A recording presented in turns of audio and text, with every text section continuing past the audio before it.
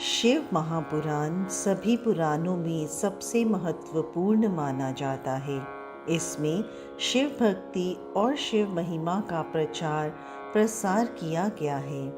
भगवान शिव के विविध रूपों, अवतारांशों, ज्योतिर्लिंगों, भक्तों और भक्ति का विशद वर्णन मिलता है। शिव पुराण का पाठ करने से व्यक्ति के सभी पाप नष्ट हो जाते हैं और मोक्ष की प्राप्ति होती है। साथ ही सभी मनोकामनाओं की पूर्ति होती है। शिव महापुराण का पाठ करने से व्यक्ति को भोग और मोक्ष दोनों की प्राप्ति होती है और यह एक महत्वपूर्ण धार्मिक ग्रंथ है जो शिव भक्ति को बढ़ावा देता है। इसमें शिव के कल्याणकारी स्वरूप का तात्विक विवेचन, रहस्य, महिमा और उपासना का विस्तृत वर्णन है। अब हम यहाँ आपको बहुत ही सरल भाषा में श्री शिव महापुराण का संपूर्ण पाठ सुनाएंगे। एक समय महर्षि श्री वेद व्यास जी के प्रधान शिष्य श्री सूत जी, जिन्होंने अपने गुरु की सेवा द्वारा बड़प्पन प्राप्त किया था, नैमिषारण्य नामक वन में भगवान सदाशिव की तपस्या कर रहे थे। वे सदैव शंकर जी के ध्यान में मग्न रहकर उन्हीं के गुणों का कीर्तन किया करते थे। उन्हीं दिनों संयोग से शौनक ऋषि अपने साथ अन्य बहुत से ऋषियों को लेकर श्री सूत जी के पास आए और उनसे इस प्रकार बोले, हे सूत जी, हम लोग संसार रूपी अथाह सागर में डूबे हुए हैं। हमारा परम सौभाग्य है कि आज हमें आपके दर्शन प्राप्त हुए।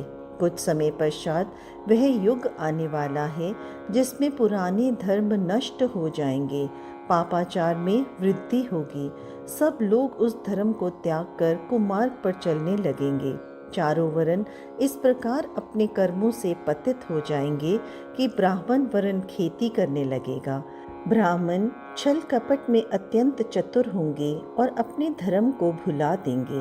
क्षत्रिय भी अपने जाति धर्म को त्याग कर युद्ध क्षेत्र से विमुख हो पलायनवादी बन जाएंगे तथा चोरी करने में अत्यंत चातुरी का प्रदर्शन करेंगे। वे शूद्रों के समान कर्म कर बैठेंगे और उसी अवस्था में रहकर प्रसन्नता का अनुभव करेंगे। गौ की रक्षा करना वे छोड़ देंगे। इस प्रकार क्षत्रिय जाति अत्यंत अन्यायी एवं दुखदायी हो जाएगी। इसी प्रकार वैश्य भी अपने श्रेष्ठ धर्म को त्याग कर पाप कर्मों द्वारा धन का संचय करेंगे और उत्तम मार्ग को ठुकरा देंगे। इस प्रकार शूद्र भी अपने धर्म को त्याग कर ब्राह्मणों का कर्म करने की चेष्टा करेंगे। शूद्रों द्वारा इस प्रकार विपरीत कर्म किए जाने पर ब्राह्मणों का तेज नष्ट हो जाएगा। ऐसी दशा में संपूर्ण प्राणियों में आयु भी कम रह जाएगी।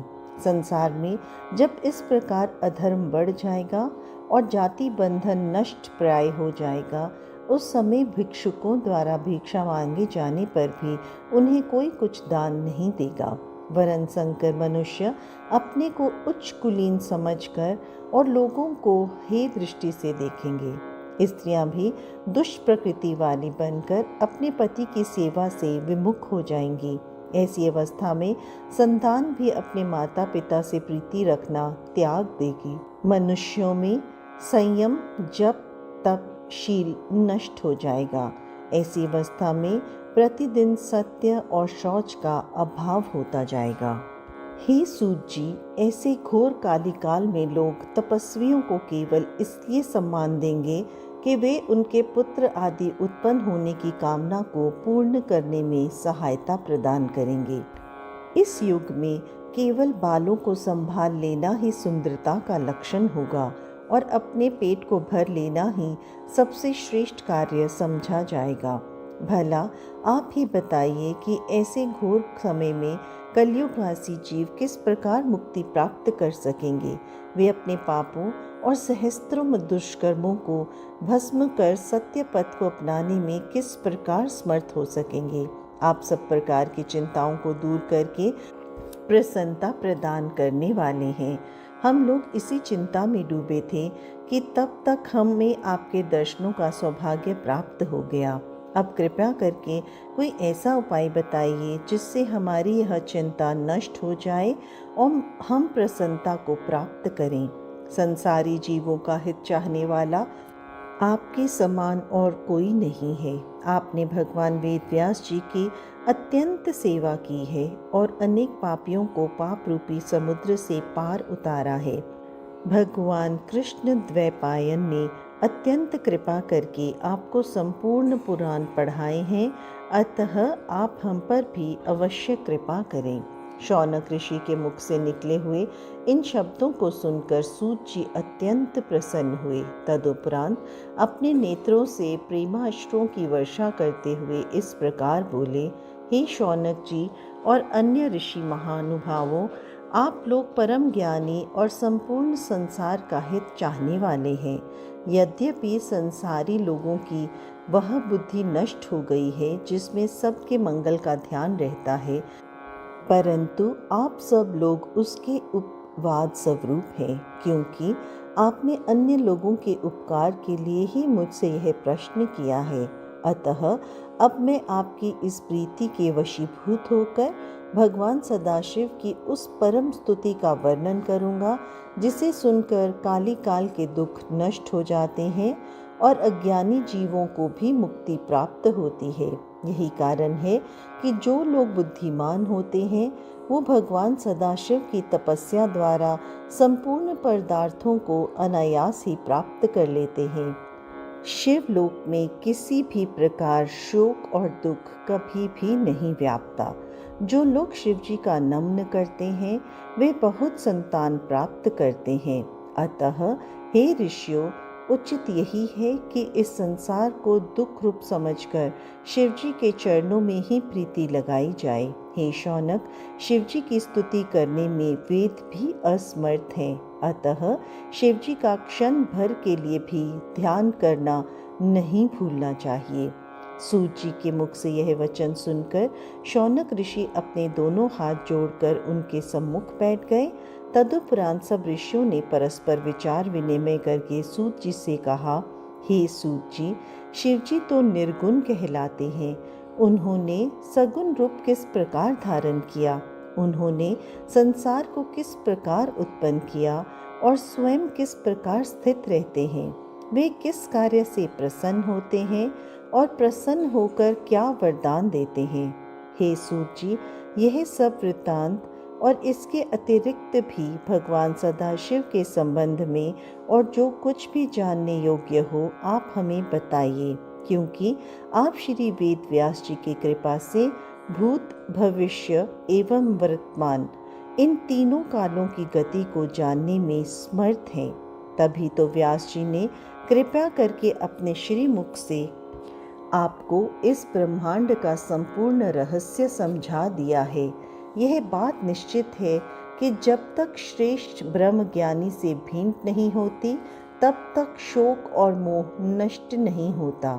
हम तो उसी को बड़ा भाग्यवान मानते हैं जो शिव जी की कथा कीर्तन से अपना सदैव संबंध बनाए रहता है। ओम नमः शिवाय। शौनक आदि ऋषियों के मुख से निकले हुए इन शब्दों को सुनकर सूत जी अत्यंत प्रसन्न हुए। तदुपरांत उनको प्रसन्न करते हुए इस प्रकार कहने लगे, हे शौनक आदि ऋषियों, आपने जो प्रश्न मुझसे किया है वही प्रश्न एक समय नारद जी ने ब्रह्मा जी से किया था। उस समय श्री ब्रह्मा जी ने उन्हें समुचित उत्तर देकर प्रसन्नता प्रदान की थी। मैं वही प्रसंग आपसे कहता हूँ। एक बार देव ऋषि नारद जी तपस्या करने के निमित्त हिमालय पर्वत पर जा पहुँचे और वहाँ श्री गंगा जी के तट पर बैठकर अत्यंत कठिन तपस्या करने लगे। उन्होंने निश्चल भाव से सहस्त्रों वर्षों तक घोर तपस्या की। उनकी उस उग्र तपस्या को देखकर देवताओं के राजा इंद्र अत्यंत भयभीत हुए। उन्होंने यह समझा कि नारद जी मेरे इंद्रासन पद की प्राप्ति के लिए ही संभवतः ऐसी कठिन तपस्या कर रहे हैं। अस्तु, इंद्र ने भयभीत होकर यह विचार किया कि मुझे किसी प्रकार नारद जी की तपस्या में विघ्न डाल देना चाहिए। यह निश्चय करके उन्होंने अपने मित्र कामदेव को अपने पास बुलाया।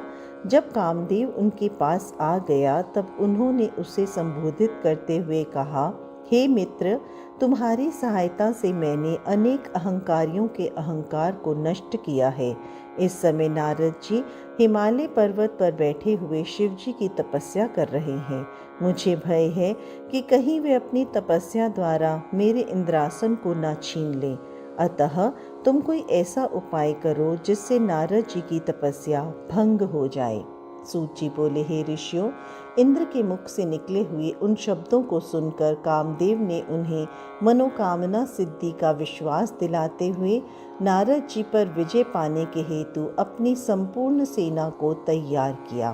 तदुपरांत उसने नारद जी के समीप पहुंचकर वहां चारों ओर अपनी माया फैला दी। कामदेव के प्रभाव के कारण उस निर्जन स्थान में भी अनेक प्रकार के पुष्प खिल उठे एवं कोकिल आदि पक्षी अपनी मीठी बोली से सबका ध्यान अपनी ओर आकर्षित करने लगे। हृदय में कामदेव को जगाने वाली 3 प्रकार की शीतल मंद सुगंध वायु बहने लगी। अपनी इस विजयी सेना को देखकर कामदेव के हृदय में अत्यंत प्रसन्नता हुई।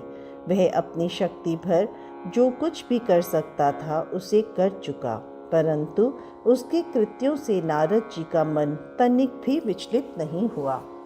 हे ऋषियों, नारद जी का मन विचलित न होने का जो कारण था उसी मैं आपको बताता हूँ।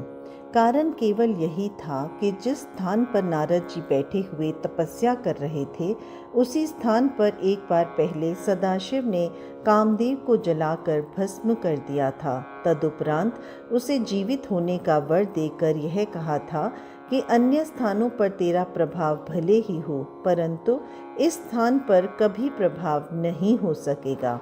यही कारण था जिससे कामदेव निराश एवं लज्जित होकर इंद्र के पास लौट गया और उन्हें अपने निष्फल मनोरथ होने का सब वृतांत कह सुनाया। कामदेव की बात सुनकर देवराज इंद्र की सभा के संपूर्ण सभासद नारद जी की स्तुति एवं प्रशंसा करने लगे। हे ऋषियों, इधर अपनी तपस्या के पूर्ण हो जाने पर नारद जी को योग दृष्टि द्वारा जब यह ज्ञात हुआ कि उन पर विजय प्राप्त करने के लिए यहाँ कामदेव आया था, परंतु वह असफल मनोरथ लेकर लौट गया है, तो उनके हृदय में कुछ अहंकार उत्पन्न हो गया। उन्होंने यह समझा कि वे कामदेव से अधिक शक्तिशाली हैं। इस रहस्य को वे नहीं जान सके कि यह मेरा नहीं अपितु इस तपोभूमि का प्रताप है। अस्तु, नारद जी अपने तपोबल पर अत्यंत गर्व करते हुए वहां से उठकर शिव जी के पास जा पहुँचे और अत्यंत प्रसन्न होकर उन्हें अपनी तपस्या का सब हाल सुनाने लगे। नारद जी की बात सुनकर शिव जी ने उन्हें समझाते हुए कहा, हे देव ऋषि, कामदेव पर विजय पाने की सामर्थ्य तीनों लोकों में किसी के पास नहीं है। तुमने मुझसे जो यह बात कही, परंतु मैं तुम्हें समझाता हूँ कि तुम विष्णु लोक में जाकर इस बात को मत कह बैठना। तुम इस बात को अपने मन में गुप्त ही रखना। हे ऋषियों, अहंकार में डूबे हुए नारद जी को शिव जी की यह बात अच्छी नहीं लगी। अस्तु, वे उनसे विदा लेकर ब्रह्मा जी के समीप जा पहुँचे। वहाँ भी उन्होंने अपनी प्रशंसा करते हुए तपस्या तथा कामदेव पर विजय पाने का वृत्तांत कह सुनाया। अपने पुत्र नारद के उस अहंकार को देखकर ब्रह्मा जी ने भी भगवान सदाशिव की भांति उन्हें बहुत कुछ समझाया, परंतु नारद जी के हृदय में अहंकार अपना घर कर बैठा था। इसीलिए पिता का समझाना भी उन्हें अच्छा नहीं लगा और वे वहां से उठकर विष्णु लोक में जा पहुँचे। नारद जी को आया हुआ देखकर भगवान विष्णु ने अपने आसन से उठकर उन्हें अपनी छाती से लगाते हुए कहा, हे देव ऋषि, अब तक आप कहाँ रहे? यह सुनकर नारद जी ने अपनी तपस्या तथा कामदेव पर विजय प्राप्त करने का संपूर्ण वृत्तांत उन्हें भी कह दिया। उस समाचार को सुनकर भगवान विष्णु शिव जी की इच्छा समझकर मन ही मन हंसते हुए बोले, हे नारद जी, जो मनुष्य ब्रह्म ज्ञानी नहीं है और परम ब्रह्म की आराधना से रहित है, उन्हीं के हृदय में मोह की उत्पत्ति होती है। आप तो ब्रह्मचर्य व्रत का धारण करने वाले हैं, तब भला कामदेव आपका अनिष्ट कैसे कर सकता है। भगवान विष्णु के मुख से इन शब्दों को सुनकर नारद जी और भी अहंकार में भर गए और इस प्रकार अभिमान पूर्वक वचन बोले, हे प्रभु, मुझे यह शक्ति आपकी कृपा से ही प्राप्त हुई है। हे ऋषियों, इतना कहकर नारद जी भगवान विष्णु से विदा लेकर चल दिए। उस समय भगवान सदाशिव ने अपने हृदय में है इच्छा की कि मुझे नारद का अहंकार दूर कर देना चाहिए। अस्तु, उनकी इच्छा से जिस मार्ग से नारद जी चले जा रहे थे, उस मार्ग में स्वर्ग के समान सुंदर एक श्रेष्ठ नगर शीघ्र ही बस गया। उस नगर में शिवनिधि नामक राजा राज्य करता था। जिस समय नारद जी उस नगर से होकर जा रहे थे, उस समय उस राजा की कन्या के स्वयंवर का आयोजन हो रहा था। उस राजकन्या की सुंदरता पर संपूर्ण संसार मुग्ध था। नगर निवासियों द्वारा जब नारद जी को यह वृत्तांत ज्ञात हुआ तो वो भी उस स्वयंवर सभा में जा पहुँचे। अब राजा शीलनिधि ने अपनी सभा में नारद जी को पधारते हुए देखा तो उसने आगे बढ़कर उनका अत्यंत सम्मान किया। फिर उन्हें ले जाकर अपने आसन पर बैठा दिया। इसके उपरांत उस राजा ने अपनी परम सुंदर कन्या को भी बुलाकर नारद जी के सम्मुख उपस्थित कर दिया। बहुत समय तक नारद जी उस कन्या के अनुपम स्वरूप को अपलक दृष्टि से देखते रहे। तदुपरांत जब उन्होंने उस कन्या के लक्षणों का विचार किया तो यह पाया कि जो भी मनुष्य इस कन्या का पति होगा वह संसार में अमर होकर अक्षय कीर्ति को प्राप्त होगा, युद्ध में कभी किसी से परास्त न हो सकेगा। कन्या के इन लक्षणों को विचार कर नारद जी वहां से उठकर अपने मार्ग पर फिर चल दिए, परंतु इस समय उनका मन काम के वशीभूत होकर उस कन्या को स्वयं प्राप्त करने को लालायित हो रहा था। इस प्रकार वे अपनी बुद्धि के विपरीत कामदेव के जाल में फंस गए। उन्होंने यह भी विचार किया कि जब तक मैं सुंदर नहीं हूँ तब तक मुझे उस कन्या का मिलना असंभव है, क्योंकि स्त्रियां सुंदरता को ही अधिक प्यार करती हैं। अस्तु, मुझे यह उचित है कि मैं भगवान विष्णु से उनकी सुंदरता मांग लूं और राजकुमारी को मोहित कर अपने साथ विवाह करने के लिए उसे तैयार कर लूं। हे ऋषियों, इस प्रकार निश्चय कर नारद जी वहीं मार्ग में एक स्थान पर बैठकर श्री विष्णु का ध्यान करते हुए प्रार्थना करने लगे कि हे प्रभु, संसार में आपके समान मेरा हित चिंतक अन्य कोई नहीं है। अस्तु, आप यहीं प्रकट होकर मेरा मनोरथ पूर्ण करें। नारद जी की प्रार्थना को सुनकर श्री विष्णु उसी स्थान पर प्रकट हो गए। जब नारद जी ने उन्हें अपना मंतव्य सुनाया तो उन्होंने उत्तर दिया, हे नारद, जिस प्रकार वैद्य रोगी की इच्छा के प्रतिकूल भोजन देता है, उसी प्रकार मैं भी आपकी सेवा करूंगा। इतना कहकर श्री विष्णु अंतर्ध्यान हो गए। नारद जी उनके गूढ़ वचनों का भावार्थ नहीं समझ सके। अस्तु, नारद जी का संपूर्ण शरीर श्री विष्णु जैसा हो गया, परंतु उनका मुख बंदर जैसा बना रहा। नारद जी वहां से उठकर शीघ्रता पूर्वक पुनः राज्य सभा में जा पहुंचे। नारद जी बारंबार उचकते हुए मन ही मन यह विचार करके प्रसन्न होने लगे कि अब राजकन्या मुझे छोड़कर अन्य किसी को वरण नहीं करेगी। उस सभा में नारद जी के इस नए स्वरूप को कोई नहीं देख सका, अतः सबने उन्हें नारद समझकर ही प्रणाम किया। भगवान सदाशिव के दो गण भी ब्राह्मण का रूप धारण किए हुए बैठे थे। उन दोनों से यह रहस्य छिपा न रह सका। अस्तु, वे दोनों नारद जी के पास जाकर बैठ गए। उन्होंने मुस्कुराते हुए नारद जी से कहा, हे मुनि श्रेष्ठ, आपको तो भगवान विष्णु ने अत्यंत सुंदर रूप प्रदान कर दिया है। अब भला राजकन्या आपको छोड़कर अन्य किसी को क्यों स्वीकार करेगी। सूत जी ने कहा, हे शौनक आदि ऋषियों, इसी बीच वह राजकन्या भी स्वयंवर सभा में आ पहुंची।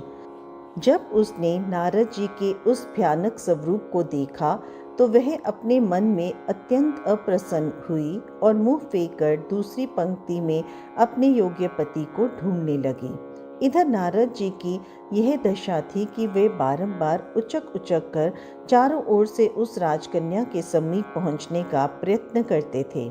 शिव जी के वे दो गण नारद जी की इस दशा को देखकर परस्पर और अधिक हास्य कर उठे। ठीक उसी समय भगवान विष्णु उस सभा में आ पहुँचे। उन्हें देखते ही राजकन्या ने प्रसन्न होकर गले में वरमाला डाल दी। यह देखकर अन्य सब राजा तो निराश हुए ही देव श्री नारद जी अत्यंत क्रोधित हो गए। उस समय उन दोनों शिवगणों ने नारद जी से यह कहा, हे मुनिराज, आप इतने दुखी क्यों होते हैं? कृपया कर अपने मुख को किसी दर्पण में तो देख लीजिए। शिवगणों की बात सुनकर नारद जी वहां से उठकर एक पानी से भरे तालाब के पास जा पहुंचे। वहां जल के भीतर जब उन्होंने अपने मुख का प्रतिबिंब देखा तो उन्हें अत्यंत आश्चर्य हुआ।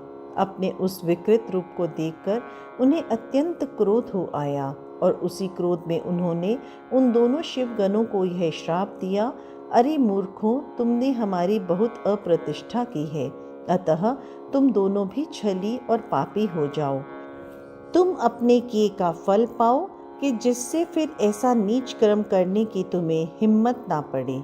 नारद जी के मुख से इस श्राप को सुनकर वे दोनों गण अत्यंत चिंतातुर हो वहां से लौटकर अपने लोक में जा पहुँचे और शिव जी की स्तुति करने लगे।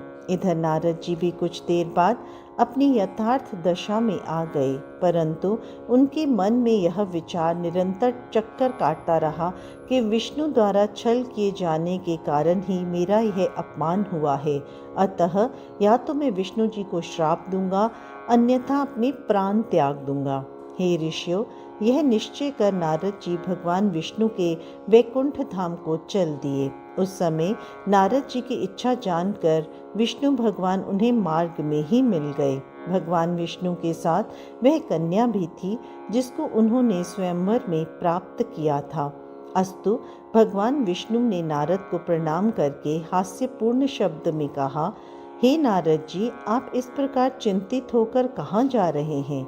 विष्णु जी के इन वचनों को सुन नारद जी अत्यंत क्रोधित हुए। उसी क्रोधावस्था में नारद जी के मुंह से यही शब्द निकले, हे विष्णु, तुम इस समय हमको अच्छे मिले, तुम बड़े छली हो। तुम्हारा वह छल जो तुमने दीति के पुत्रों के साथ मोहिनी रूप धारण करके अमृत को बांटने में किया था, प्रसिद्ध है ही। तुमने छल से जलंधर की स्त्री से उसका पतिव्रत धर्म छुड़ाया। सदाशिव ने भी तुमको वरदान देकर संपूर्ण सृष्टि का स्वामी बनाकर उचित नहीं किया। अब सदाशिव भी तुमको ऐसा स्वाधीन एवं संपूर्ण सृष्टि का स्वामी बनाकर अपने मन में चिंतित हैं। अब हम सदाशिव की आज्ञा अनुसार ही तुमको तुम्हारे कर्मों का फल देते हैं, जिससे कि तुम भविष्य में फिर ऐसा कोई कर्म ना करो।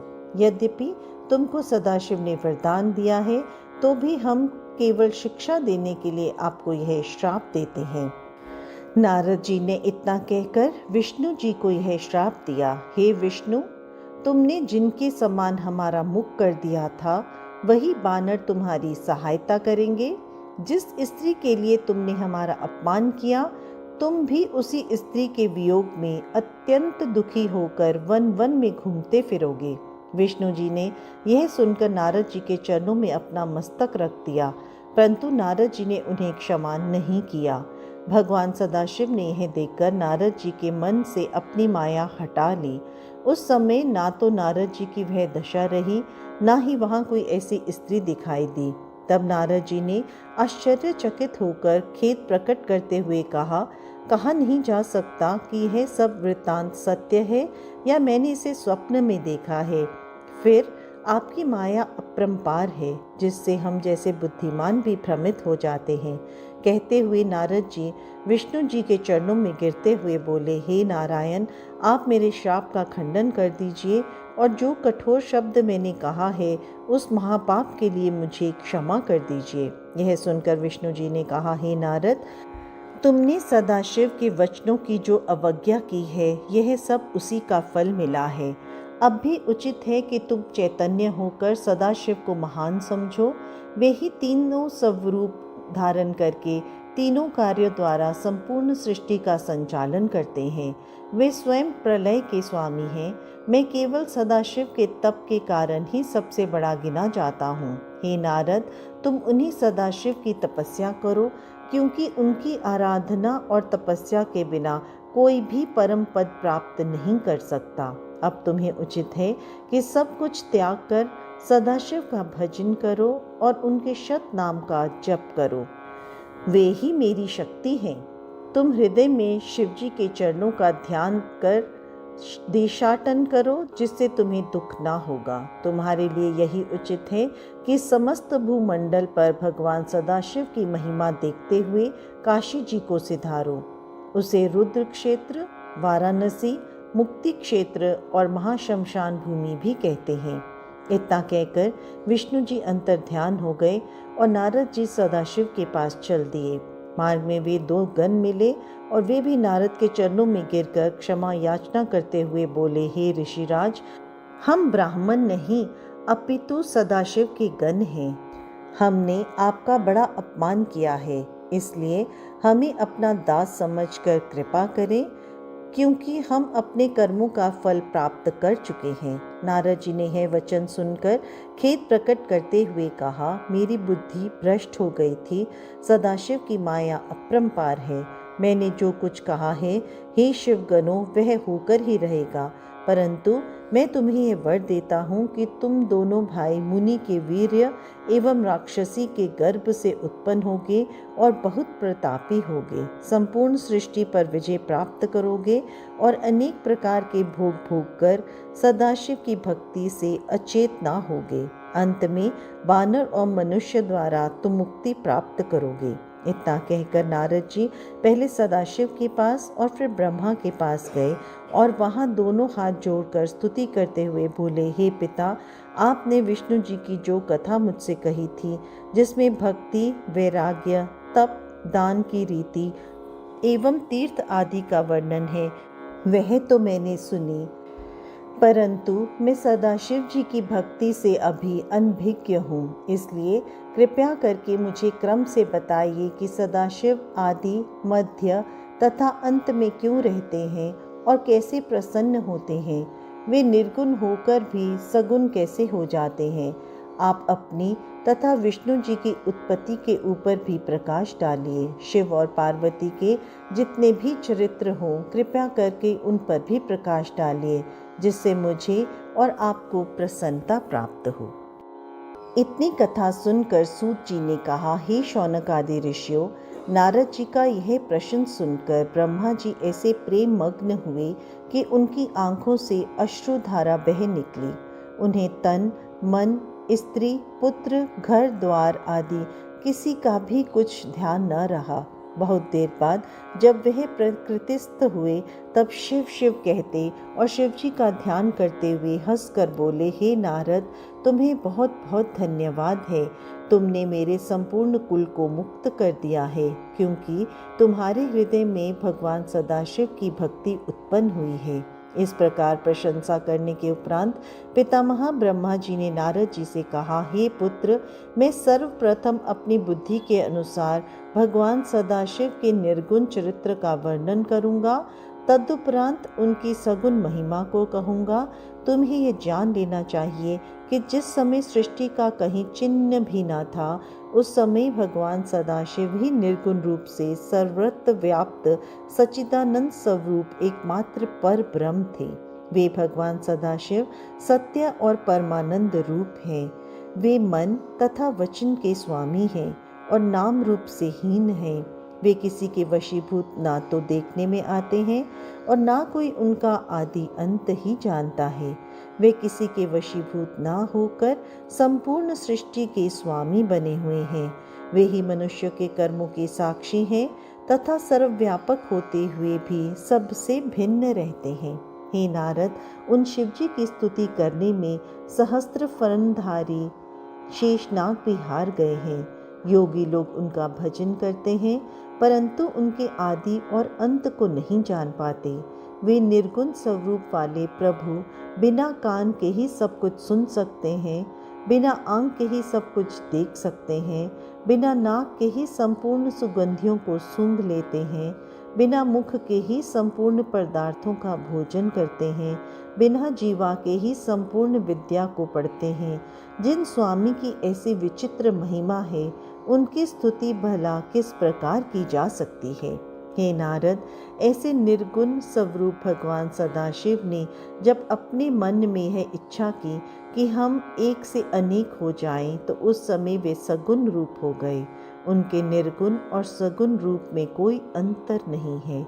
उन्होंने ब्रह्मा और विष्णु को उत्पन्न किया है और वे ही संपूर्ण प्राणियों में प्रतिष्ठित विराट स्वरूप हैं।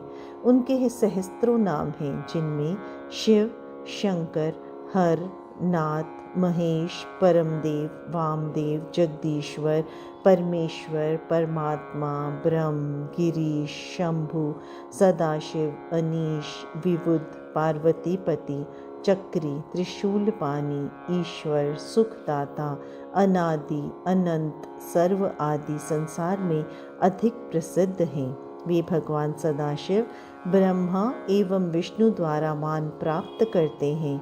संपूर्ण सृष्टि को उत्पन्न करने वाले तथा भक्तों को आनंद प्राप्त कराने वाले वे भगवान उमापति ही सूर्य, चंद्रमा आदि सहस्त्र गुणों से भरी हुई संपूर्ण सृष्टि एवं ब्रह्मा, विष्णु तथा रुद्र के उत्पन्न करता है। इस प्रकार भगवान सदाशिव अपने सहस्त्र नामों से संपूर्ण लोकों में प्रसिद्ध हैं। हे नारद, अब तुम उन त्रिशूल पानी भगवान शिव के उस सगुण स्वरूप का वर्णन सुनो, जिसको स्मरण करने से ही संपूर्ण पाप नष्ट हो जाते हैं। अपने सगुण स्वरूप में वे मस्तक पर जटाजूट एवं गंगा जी को धारण किए हैं। उनके भाल पर चंद्रमा की कला एवं धनुषाकार त्रिपुंड विराजमान है। वे कानों में कुंडल पहने हैं और सूर्य, चंद्रमा तथा अग्नि के समान 3 नाल नेत्रों को धारण किए हैं। उनका प्रभातकालीन सूर्य के समान पहला मुख पूर्व दिशा की ओर रहता है और उनका दूसरा मुख दक्षिण दिशा की ओर। अपने कंठ में 3 लकीरें हैं। उस कंठ में विराजित हलाहल की श्यामता भक्तों के मन को अनायास ही हर लेती है। वे अपने गलों में मुंडों की माला धारण किए रहते हैं और हाथ में त्रिशूल लिए रहते हैं। उन्हें कोई चतुर्भुज और कोई पंचमुख कहता है। बहुतों ने उन्हें 10 भुजाधारी भी कहा है। वे अपने उन हाथों में भिन्न भिन्न प्रकार के शस्त्र लिए रहते हैं। उंगलियां भी सुकोमल एवं अरुण प्रभायुक्त हैं। ऐसे संपूर्ण कलाधारी भगवान सदाशिव के पवित्र स्वरूप का स्मरण बड़े बड़े तपस्वी और मुनिजन निश्चल भाव से किया करते हैं। हे नारद, जिस प्रकार शिव जी के अनेक स्वरूप हैं, उसी प्रकार उनका ध्यान धरने की क्रियाएं भी असंख्य हैं, परंतु उन्हें जानने वाले बहुत कम लोग ही पाए जाते हैं। भगवान सदाशिव की महिमा, स्वरूप तथा नामों की कोई गिनती नहीं हो सकती। वेदों का नाम भी न जानने वाले गज और गणिका जैसे असंख्य महापापी मूर्खों ने जो मुक्ति प्राप्त की, उनका एकमात्र कारण यही है कि उन पर भगवान श्री त्रिशूल पानी ने स्वयं ही कृपा कर दी थी। ऐसे दयालु गिरिजापति के महिमा का वर्णन कौन कर सकता है। हे नारद, भगवान सदाशिव ने ही अपने आनंद के निमित्त शक्ति को प्रकट किया था, अर्थात भगवान शूलपानी के तेज द्वारा ही महाशक्ति का जन्म हुआ है। उस महाशक्ति का जो स्वरूप है वह मैं तुम्हें बताता हूँ। वे देवी 16 श्रृंगार किए हुए हैं। उनका शरीर श्याम कमल के समान कोमल है। उनके केश घुंघराले और कृष्ण वर्ण हैं। उन शक्ति स्वरूपा देवी के ऐसे अनुपम स्वरूप का ध्यान धरकर भक्तों को अत्यंत प्रसन्नता की प्राप्ति होती है। हे नारद, भगवान सदाशिव ने उस परम शक्ति को श्याम रूप में उत्पन्न किया, परंतु अनेक भक्त उन्हें गौर वर्ण अथवा सोने के समान रंग वाली कहकर उनका स्मरण एवं ध्यान करते हैं। इन संसार में जो कुछ भी दिखाई देता है और जहाँ तक वचन और मन की गति है, उन सब को इन आदि शक्ति की कृपा से ही उत्पन्न समझना चाहिए। अब हम तुम्हें भगवान सदाशिव के सगुण स्वरूप के गूढ़ चरित्रों का वर्णन करते हैं।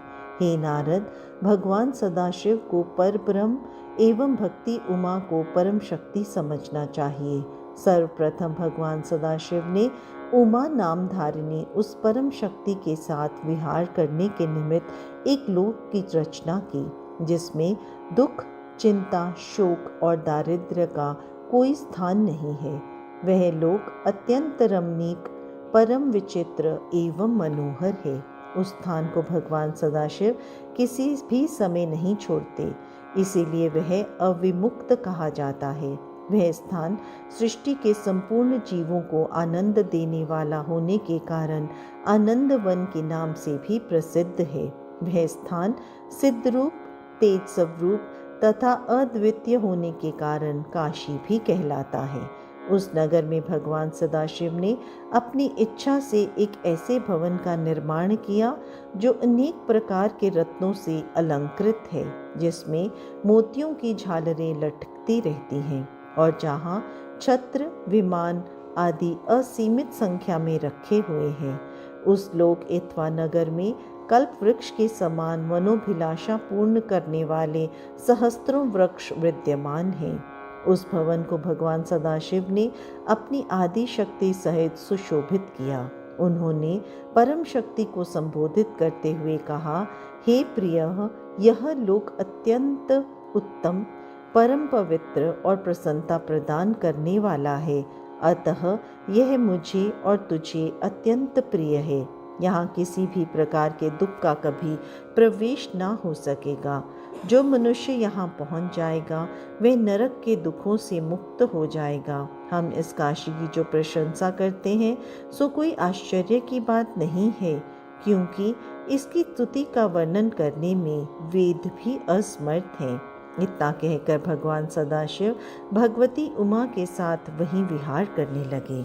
जब उनके हृदय में इच्छा उत्पन्न हुई कि हम कोई रचनात्मक कार्य करें, उस समय उन्होंने भगवती उमा से इस प्रकार कहा, हे प्रिय, अब हम कोई ऐसा काम करना चाहते हैं जिससे हम दोनों को प्रसन्नता प्राप्त हो। भगवान सदाशिव ने कहा, हे प्रिय, हम एक ऐसा मनुष्य उत्पन्न करना चाहिए जो सब विद्याओं में पारंगत हो और जिसके ऊपर हम संपूर्ण सांसारिक भार को छोड़कर आनंद पूर्वक विहार कर सकें।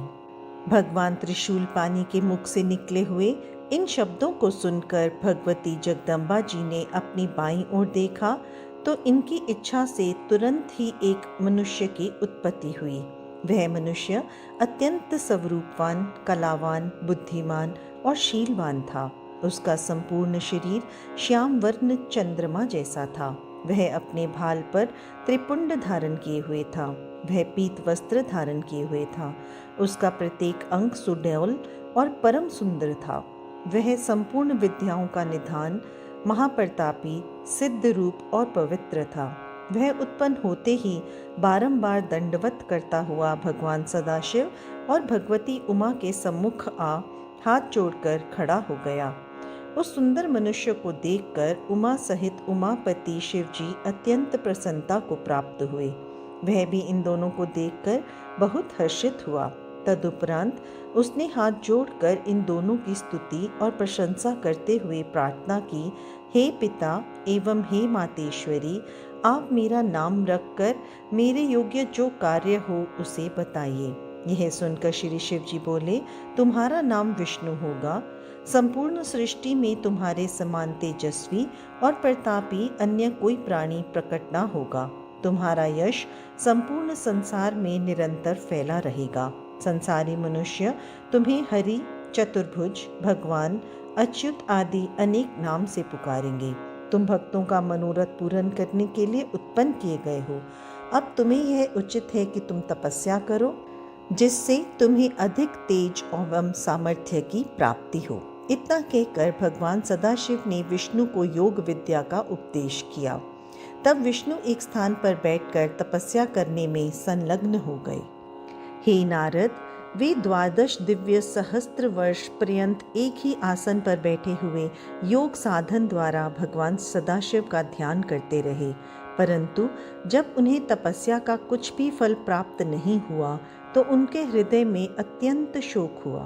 उसी समय जिस प्रकार वर्षा में बादल गरजते हैं, ठीक उसी प्रकार यह आकाशवाणी हुई, हे विष्णु, तुम मन लगाकर फिर से तप करो, क्योंकि हम सुगमता से किसी को दिखाई नहीं देते हैं। इस आकाशवाणी को सुनकर उन्होंने पुनः अत्यंत कठिन तप करना आरंभ कर दिया। उस कठिन तपस्या के कारण विष्णु के पवित्र शरीर से इतना पसीना निकला कि उससे एक नदी बह चली। उस अवस्था में बैठे हुए विष्णु जब मूर्छित हो गए, तब उनका नाम तीनों लोकों में हर नारायण प्रसिद्ध हुआ। वे इस प्रकार मूर्छित हो गए जैसे कोई निद्रा में शयन कर रहा हो। उसी दशा में भगवान सदाशिव की इच्छा से विष्णु की नाभि से एक कमल की उत्पत्ति हुई। उस कमल में बहुत सी पंखुड़ियां थीं। वह देखने में बहुत ऊंचा, अत्यंत मनोहर तथा लंबा था। ब्रह्मा जी बोले, हे नारद, विष्णु को उत्पन्न करने के पश्चात भगवान सदाशिव ने मुझे अपनी दाहिनी भुजा से उत्पन्न किया और उसी कमल में बैठा दिया। मेरा रंग लाल था। मेरे 4 मस्तक थे जो चारों दिशाओं की ओर खुल रहे थे। मेरे अन्य सभी अंग विष्णु के समान ही थे। मैं भी अत्यंत सामर्थ्यवान एवं तेजस्वी था। उसी समय मैंने ये आकाशवाणी सुनी, हे पुत्र, तुम्हारे अज, ब्रह्मा, धाता, विधाता, प्रजेश, परम श्रेष्ठी, बहुगर्भ आदि अनेक नाम होंगे, परंतु मैं उस समय यह जान नहीं सका कि मुझे उत्पन्न करने वाला कौन है। हे नारद, भगवान सदाशिव की माया तीनों भुवनों को घेरे हुए है। वो जो चाहते हैं वही होता है। अस्तु, जब मैं यह नहीं जान सका कि मैं किसके द्वारा उत्पन्न हुआ हूँ और किसका पुत्र हूँ तथा उस कमल के पुष्प की जड़ कहाँ है, तब मैंने अपने मन में यह विचार किया कि जिसके मूल से यह कमल का पुष्प उत्पन्न हुआ है वही मेरा पिता होगा। ऐसा निश्चय करके उस कमल की जड़ को जन्म देने वाले अपने पिता का पता लगाने के लिए मैं उस कमल की डंडी के मार्ग से उस जल के भीतर जा पहुंचा, जिसमें होकर वह कमल नाल ऊपर को निकली हुई थी। यद्यपि मैं उस कमल नाल के सहारे सैकड़ों कोसों तक पानी के भीतर चला गया, परंतु मुझे उसके उद्गम स्थान का कोई भी पता नहीं चल सका। तब मैं निरंतर 100 वर्षों तक प्रयत्न करने के बाद निराश हो जाने के शोक से व्याकुल होकर उसी स्थान पर पुनः लौट आया जहां से नीचे की ओर गया था। जब मैं पुनः ऊपर लौट कर आया तो यह देखकर मेरे आश्चर्य की सीमा नहीं रही कि वहां वह कमल पुष्प कभी भी दिखाई नहीं देता था जिस पर मैं पहले बैठा हुआ था। इस अद्भुत दृश्य को देखकर मुझे अत्यंत चिंता हुई। तब मैंने इस संपूर्ण सृष्टि के स्वामी से अपनी रक्षा करने की प्रार्थना की। हे नारद, उस समय मुझे चिंता युक्त देखकर आकाशवाणी हुई, जिसके द्वारा 2 अक्षर प्रकट हुए। उन अक्षरों के सहारे 16 तथा 21 अक्षरों का और ज्ञान हुआ, जिससे मैं बहुत सी बातों को जान सका। ठीक उसी समय भगवान सदाशिव की इच्छा से उस जल में अचेत होकर पड़े हुए विष्णु सचेत होकर मेरे समीप आए। वे रतन जटित किरीट आदि को धारण किए हुए थे। उनके शरीर का रंग मेघ के समान श्यामल था। उनके उस मनोहारी प्रकाशवान स्वरूप को देखकर मैं आश्चर्यचकित रह गया। इतनी कथा सुनाकर ब्रह्मा जी ने कहा, हे नारद, इसमें किसी प्रकार का संदेह नहीं करना चाहिए, क्योंकि भगवान सदाशिव जो चाहते हैं वही होता है।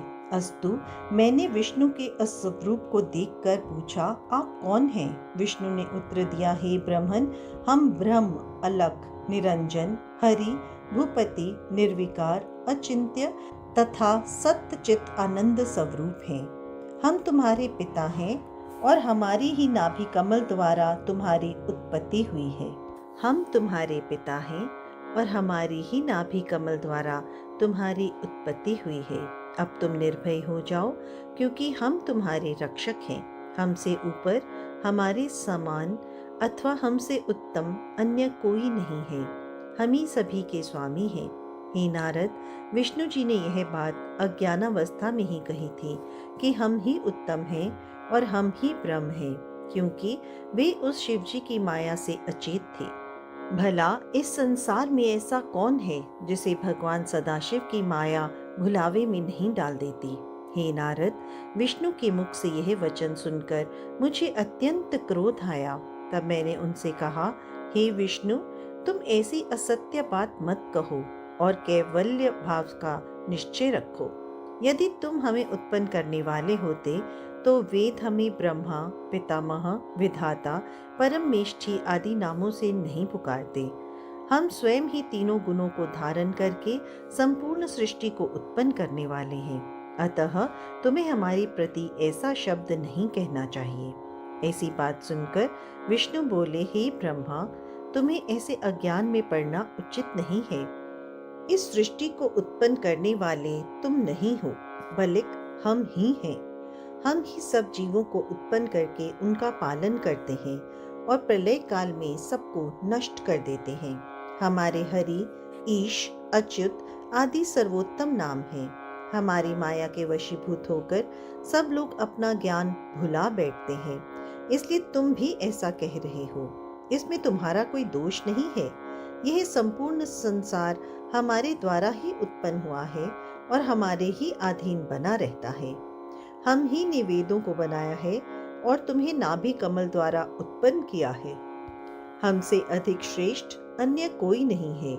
तुम अपने नामों पर अहंकार मत करो तथा क्रोध को त्याग कर जो वचन कहने योग्य तथा उचित हैं उन्हीं का प्रयोग करो।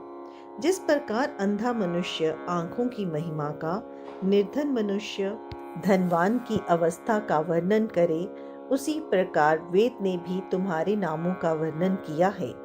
यदि तुम हमारा पूजन करोगे तो वह शुभ होगा, अन्यथा हम तुम्हें अपनी शक्ति द्वारा नष्ट कर देंगे।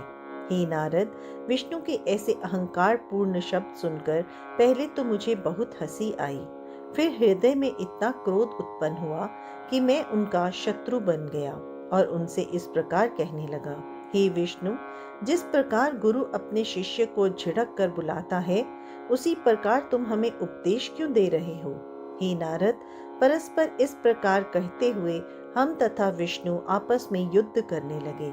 शिव जी की माया से मोहित होकर हम दोनों ने बहुत समय तक खूब युद्ध किया, क्योंकि हम दोनों ही अपने को संपूर्ण सृष्टि का स्वामी समझते थे।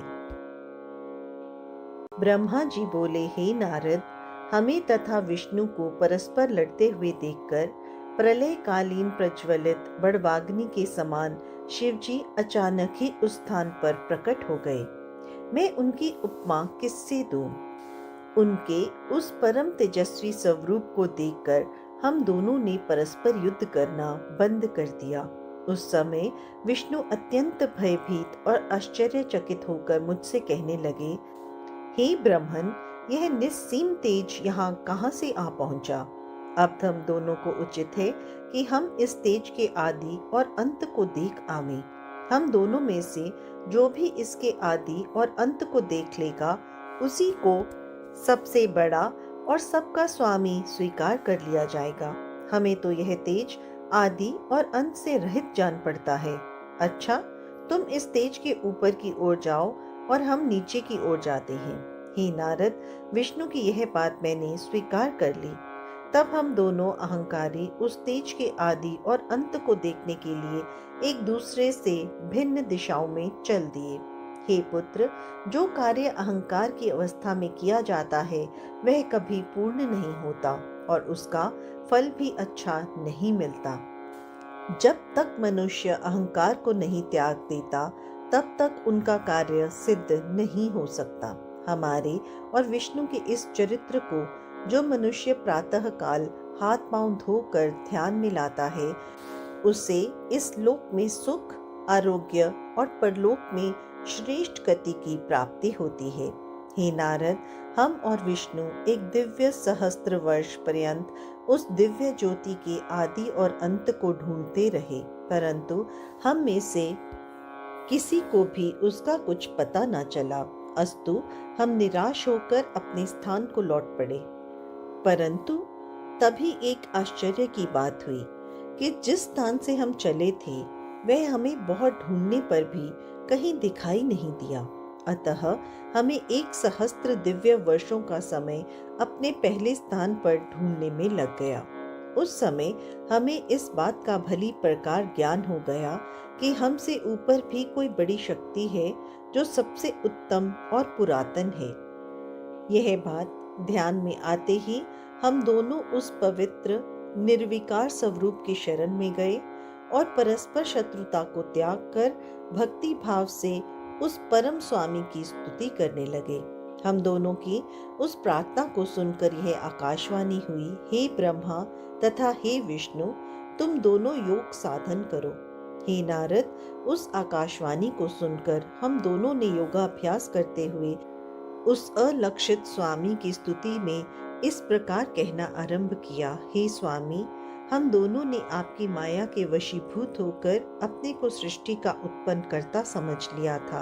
अब हम अभिमान को त्याग कर आपको दंडवत करते हैं। आप हमें अपना सेवक जानकर कृपा कीजिए और प्रकट होकर हमें अपना दर्शन दीजिए। जिस समय हम लोग इस प्रकार स्तुति कर रहे थे, उसी समय हम दोनों को गूढ़ शब्दों में किसी ने कुछ प्रेरणा दी, परंतु हम उसके तात्पर्य को नहीं समझ पाए। अब हमने दंडवत करते हुए पुनः यह प्रार्थना की कि हे प्रभु, हमारे सम्मुख साकार रूप में प्रकट होकर आप दर्शन दें, क्योंकि आपकी गूढ़ प्रेरणा को समझने में हम दोनों ही असमर्थ हैं। हमारे इस प्रकार कहते ही भगवान सदाशिव ने साक्षात प्रकट होकर हमें अपना स्वरूप दिखाया, जिसके दर्शन पाकर संपूर्ण संसार मोहित हो जाता है। तदुपरांत प्रणव अर्थात ओंकार प्रकट हुआ। भगवान सदाशिव की माया जानने में असमर्थ होने के कारण हम उसे भी समझने में असमर्थ रहे। कुछ देर पश्चात जब उस प्रणव के 4 भाग हुए और उसके भीतर से सगुण रूप भगवान त्रिशूल पानी प्रकट हुए, उस समय हमने यह समझा कि इस प्रणव के जो अकार, उकार तथा मकार अक्षर हैं, उनके नाद और बिंदु का यह अर्थ है कि पहला अक्षर अर्थात अकार लिंग की ज्योति है, दूसरा अक्षर उकार उस ज्योति का मध्य है, जो आधी मात्रा नाद स्वरूप है वह उस लिंग ज्योति का मस्तक है, जो बिंदु है वह संपूर्ण लिंग का ज्योति स्वरूप है। उसका वर्णन अन्य प्रकार से इस प्रकार किया जा सकता है कि अकार से ऋग्वेद, उकार से यजुर्वेद, मकार से सामवेद, नाद से अथर्ववेद तथा बिंदु से ब्रह्म विद्या का स्वरूप बना है। वह इस संपूर्ण सृष्टि में सर्वोत्तम है। उसी को वृषातन कहा जाता है। उसी प्रणव में तीनों लोकों की स्थिति है। वह कभी नष्ट नहीं होता। ब्रह्म से लेकर तृण पर्यंत सभी जीव तथा वस्तुएं उसमें स्थित रहती हैं। ढूंढने पर भी प्रणव के लिंग को प्राप्त नहीं किया जा सकता। चारों वेद और 18 पुराण भी उसके भीतर विद्यमान हैं। हे नारद, वेद भगवान सदाशिव को प्रणव रूप कहते हैं। वे शिव जी अपने दाहिने अंग अकार द्वारा सृष्टि की उत्पत्ति करते हैं एवं बाएं अंग उकार द्वारा उसका पालन करते हैं। प्रणव रूप शिव के हृदय में जो मकार है, उससे प्रलय का प्रादुर्भाव होता है। वरनमाला के संपूर्ण अक्षरों से भगवान सदाशिव का शरीर अलंकृत है। इन अक्षरों से अलंकृत श्री शिव जी का जो शरीर है, उसका स्मरण करने से अत्यंत प्रसन्नता की प्राप्ति होती है। मैंने और विष्णु ने सदाशिव का जब यह प्रणव रूप देखा तो अत्यंत प्रसन्न होकर हाथ जोड़कर उन्हें दंडवत की तथा हम दोनों ही उनकी बहुत प्रकार से स्तुति करने लगे। ब्रह्मा जी ने कहा, हे नारद, इस प्रकार निर्विकार एवं निराकार पर ब्रह्म की बहुत प्रकार से स्तुति करने के उपरांत हमने उनसे यह प्रार्थना की, हे प्रभु, आप हमारे समक्ष अपने स्वरूप को प्रकट कीजिए। मेरी तथा विष्णु जी की यह प्रार्थना सुनकर भगवान सदाशिव अपनी परम शक्ति सहित उसी क्षण प्रकट हो गए। उनका शरीर श्वेत पत्थर के समान गौर था। वे उस पर भस्म मले हुए थे। उनके वामांग में आदि शक्ति महामाया उत्तम वस्त्र अलंकारों को धारण किए हुए विराजमान थी। इस प्रकार जब उन्होंने अपना दर्शन दिया तो उनके स्वरूप को देखकर हम दोनों को इतना अधिक आनंद हुआ कि उस प्रसन्नता से हमारे नेत्रों से आंसू बह निकले और वाणी गदगद हो गई। कुछ देर पश्चात जब हमें चैतन्यता प्राप्त हुई तो हम हाथ जोड़कर उनकी स्तुति करते हुए बोले, हे प्रभु, हमारा यह पारस्परिक विवाद शुभ ही हुआ जो हमें आप परम प्रभु के दर्शन प्राप्त करने का सौभाग्य मिला। निश्चय ही हमारे शुभ कर्मों का उदय हुआ है जो हम आपको देखकर लोक प्रलोक का आनंद प्राप्त कर रहे हैं। हे प्रभु, हमसे जो कुछ अपराध हुआ हो उसे आप कृपा पूर्वक क्षमा कर दीजिए। हम दोनों ने भगवान सदाशिव को अपना स्वामी स्वीकार किया और अत्यंत नम्रता पूर्वक अपने हाथ जोड़ते हुए उनकी महान महिमा का वर्णन किया। तत्पश्चात हम अपने मस्तक को नीचे झुकाए हुए उनके चरणाविंदों की ओर देखने लगे। ब्रह्मा जी ने कहा, हे नारद, मेरे तथा विष्णु द्वारा की गई स्तुति को सुनकर भगवान सदाशिव ने मुस्कुराए हुए इस प्रकार कहा, हे ब्रह्मन तथा हे विष्णु, तुमने हमारी माया के मोह में पड़कर युद्ध किया और अंत में हमने तुम दोनों को अपना भक्त जानकर अपना लिंग स्वरूप प्रकट किया, जिसे तुम दोनों में कोई पहचान नहीं सका। अब तुम्हें यह उचित है कि पारस्परिक विरोध का त्याग कर तुम दोनों ही अहंकार को नष्ट कर दो और वह कार्य करो जिसकी हम तुम्हें आज्ञा देते हैं। हे नारद, इतना कहकर भगवान सदाशिव ने श्वास के मार्ग द्वारा मुझे संपूर्ण वेद पढ़ा दिए। तदुपरांत वे 5 मंत्र भी बताए जिनमें संपूर्ण विद्याएं अंतर्निहित हैं। उन्होंने सर्वप्रथम प्रणव की शिक्षा दी जिसके अक्षर वेद कहलाते हैं। शिवजी का सर्वप्रथम वाक्य वही है। तदुपरांत उन्होंने 24 अक्षरों से युक्त वेदों की माता गायत्री का उपदेश दिया। फिर महामृत्युंजय मंत्र की शिक्षा देने के उपरांत उस चिंतामणि मंत्र को सिखाया जो भक्तों को महान सुख देता है। उस मंत्र और वेदों को पढ़कर हमें अत्यंत प्रसन्नता प्राप्त हुई। उस समय मैं और विष्णु जी कृतज्ञता भरी नजरों से उन महाईश्वर भगवान की ओर देखने लगे और दर्शन के उस आनंद में आचूड़ निमग्न हो गए। उन परम प्रभु के दर्शन से हमें जो सुख प्राप्त हुआ उसका वर्णन किसी भी प्रकार नहीं किया जा सकता। हमारे उन अनन्य प्रेम को देखकर भगवान महेश्वर को भी बहुत प्रसन्नता हुई। तब उन्होंने मुझसे यह कहा, हे ब्रह्मा, तुम धन्य हो जो तुम्हें मेरी कृपा से संपूर्ण सृष्टि का स्वामी होने का सौभाग्य प्राप्त हुआ है। अब तुम मेरी आज्ञा स्वीकार करो, सृष्टि करो।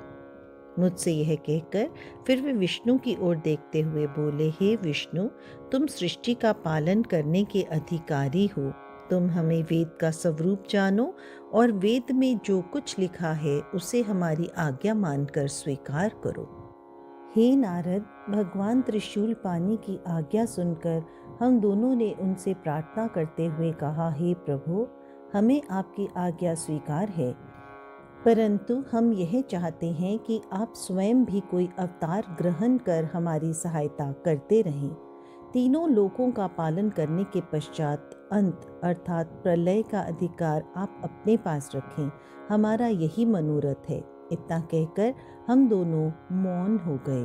तदुपरांत उनकी मौन स्वीकृति पाकर हमने यह बात कही, हे प्रभु, अब आप सर्वप्रथम हमें यह बताइए कि हम किस रीति के अनुसार आपका पूजन करें। यह सुनकर भगवान भूत भावन ने उत्तर दिया, हे ब्रह्मा तथा विष्णु, हमें संसार में तुमसे अधिक प्रिय कोई नहीं। अब तुम दोनों संपूर्ण चिंता और शोक को त्याग कर सुखपूर्वक अपना कार्य करो तथा उस कार्य द्वारा अन्य लोगों को भी सुख पहुंचाओ। हमने तुम्हें कुछ देर पूर्व जो अपना लिंग स्वरूप दिखाया था उसका पूजन करना सर्वथा योग्य है। उसी के पूजन से सुख की प्राप्ति होगी।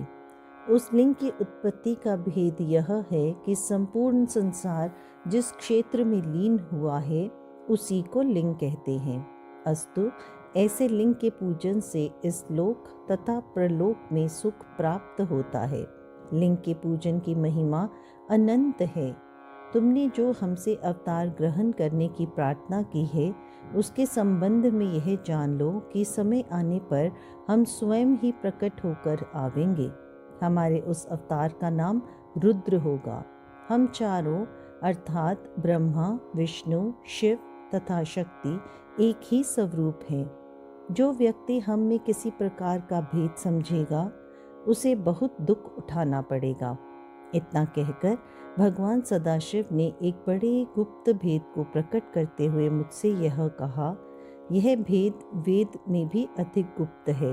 अर्थात हम सगुण रूप में शिव और शक्ति दो नामों से प्रकट होते हैं तथा तीनों गुणों द्वारा ब्रह्मा, विष्णु एवं शिव नामक देवताओं के रूप में अलग अलग प्रकट होते हैं। किसी कल्प में पहले विष्णु, फिर ब्रह्मा, तदुपरांत रुद्र की उत्पत्ति होती है, तो किसी कल्प में पहले शिव, फिर विष्णु और तत्पश्चात ब्रह्मा की उत्पत्ति होती है।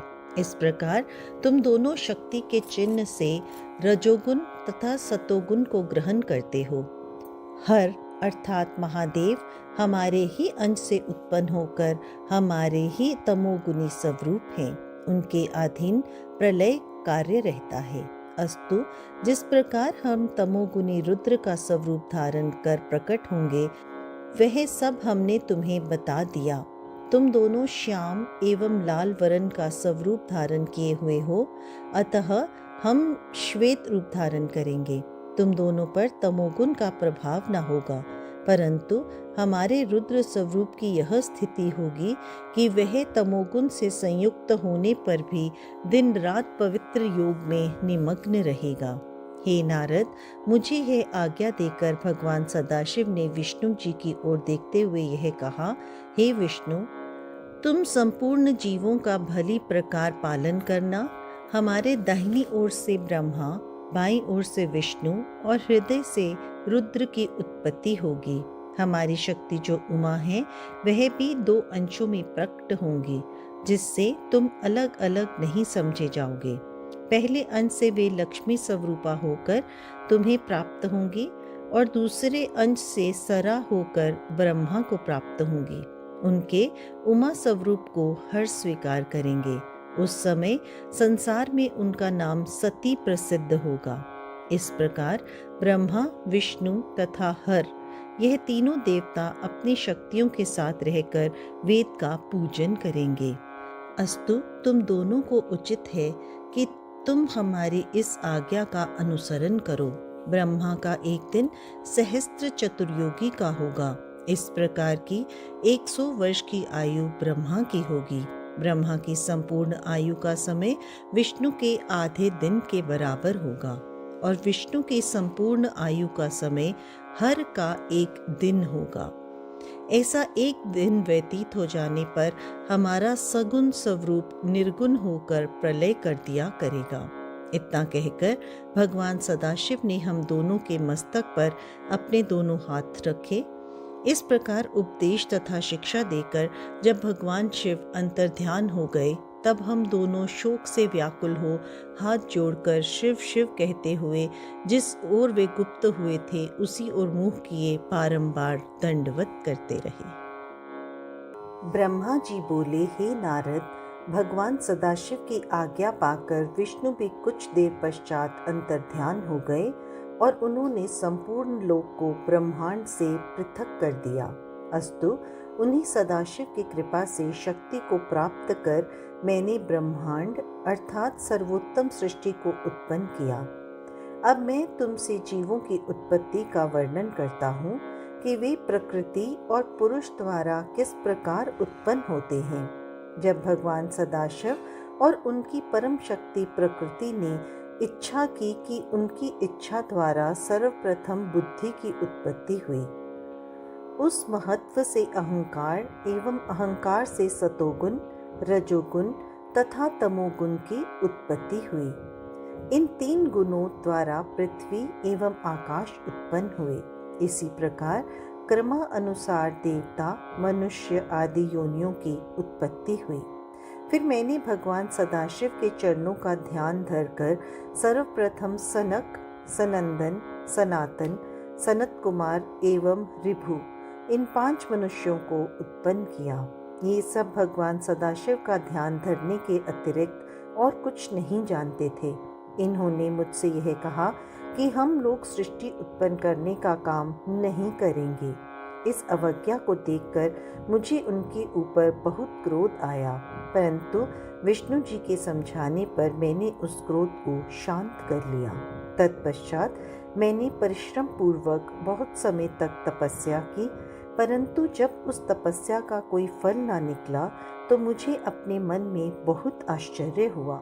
उस समय मैं भगवान सदाशिव की माया से ऐसा भयभीत हुआ कि मेरे नेत्रों से आंसुओं की बूंदें टपकने लगी। इस समय भगवान सदाशिव ने दयालु होकर मुझे सद्बुद्धि प्रदान की, जिससे मेरे हृदय में यह इच्छा उत्पन्न हुई कि यदि भगवान त्रिशूल पानी ही मेरे पुत्र होकर जन्म ले तो संपूर्ण कार्य स्वयं ही सिद्ध हो जाएंगे।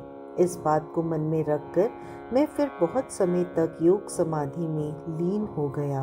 मेरी उस तपस्या से भगवान सदाशिव अत्यंत प्रसन्न हुए और सृष्टि की वृद्धि करने के लिए उन्होंने मेरी भौह के निचले भाग से अवतार ग्रहण किया। उन्होंने अपने उस अवतारी शरीर में वे चिन्ह प्रकट कर दिए जिन्हें मैंने सर्वप्रथम विष्णु जी के साथ उनका दर्शन प्राप्त करते समय देखा था। इस प्रकार उन्होंने मेरी सहायता करने हेतु अवतार ग्रहण किया। ब्रह्मा जी बोले, हे नारद, भगवान सदाशिव इस रूप में प्रकट होकर मुझसे कहने लगे, हे ब्रह्मन, यदि आप हमें आज्ञा दें तो हम वेदानुकूल कार्य करें। मैं ऐसे सुपुत्र को पाकर अपने मन में फूला नहीं समा रहा था। अस्तु, मैंने उनसे कहा, जब तुम जैसे मेरे पुत्र उत्पन्न हुए हैं तो मेरे संपूर्ण मनोरथ निश्चय ही पूर्ण हो जाएंगे। मैं वेदों के अनुसार तुम्हारे जो 11 नाम हैं उन्हें बताता हूँ। मन्युमनु, महर्निश, महान, शिव, कृतुध्वज, उग्रेता, भव, काल, वामदेव तथा धृतव्रत। तुम्हारी 11 रुद्रानियों के नाम इस प्रकार होंगे: धी, वृति, उष्णा, उमा, नृत्यसर, इला, अंबिका, इरावती, सुधा, दीक्षा तथा रुद्रानी। इसके अतिरिक्त रुद्र, महेश्वर, हर, जगदीश आदि तुम्हारे अनेक नाम और भी होंगे। पृथ्वी, जल, अग्नि, आकाश और वायु, ये 5 तत्व तथा सूर्य, चंद्रमा, जीव और हृदय, ये योग स्थान तुम्हारे निवास स्थान होंगे। तुम अपनी पत्नियों को भी इन्हीं स्थानों में अपने साथ रखो और संतान की उत्पत्ति करो, जिससे सृष्टि की वृद्धि हो। हे नारद, मेरी बात सुनकर उस सगुण स्वरूप शिव जी ने भूत, प्रेत, पिशाच आदि सहस्त्रों प्रकार के भयानक जीव उत्पन्न किए, जिन्हें देखकर मुझे अत्यंत आश्चर्य हुआ। तब मैंने भयभीत होकर उनसे कहा, तुम इस संतान को इसी समय नष्ट कर दो तथा श्रेष्ठ पुत्र उत्पन्न करो।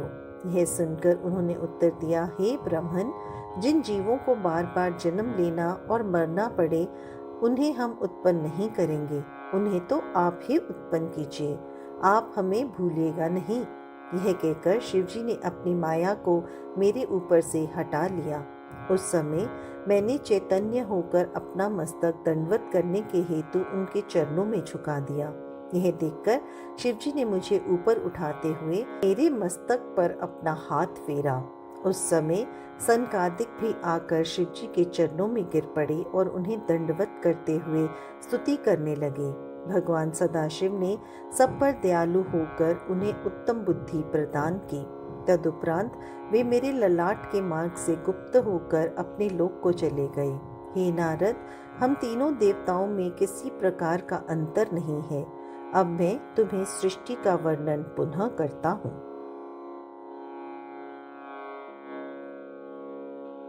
ब्रह्मा जी बोले, हे नारद, भगवान सदाशिव की आज्ञा पाकर मैंने सर्वप्रथम पृथ्वी, आकाश आदि 5 तत्व, पर्वत, मूल एवं कला आदि को उत्पन्न किया।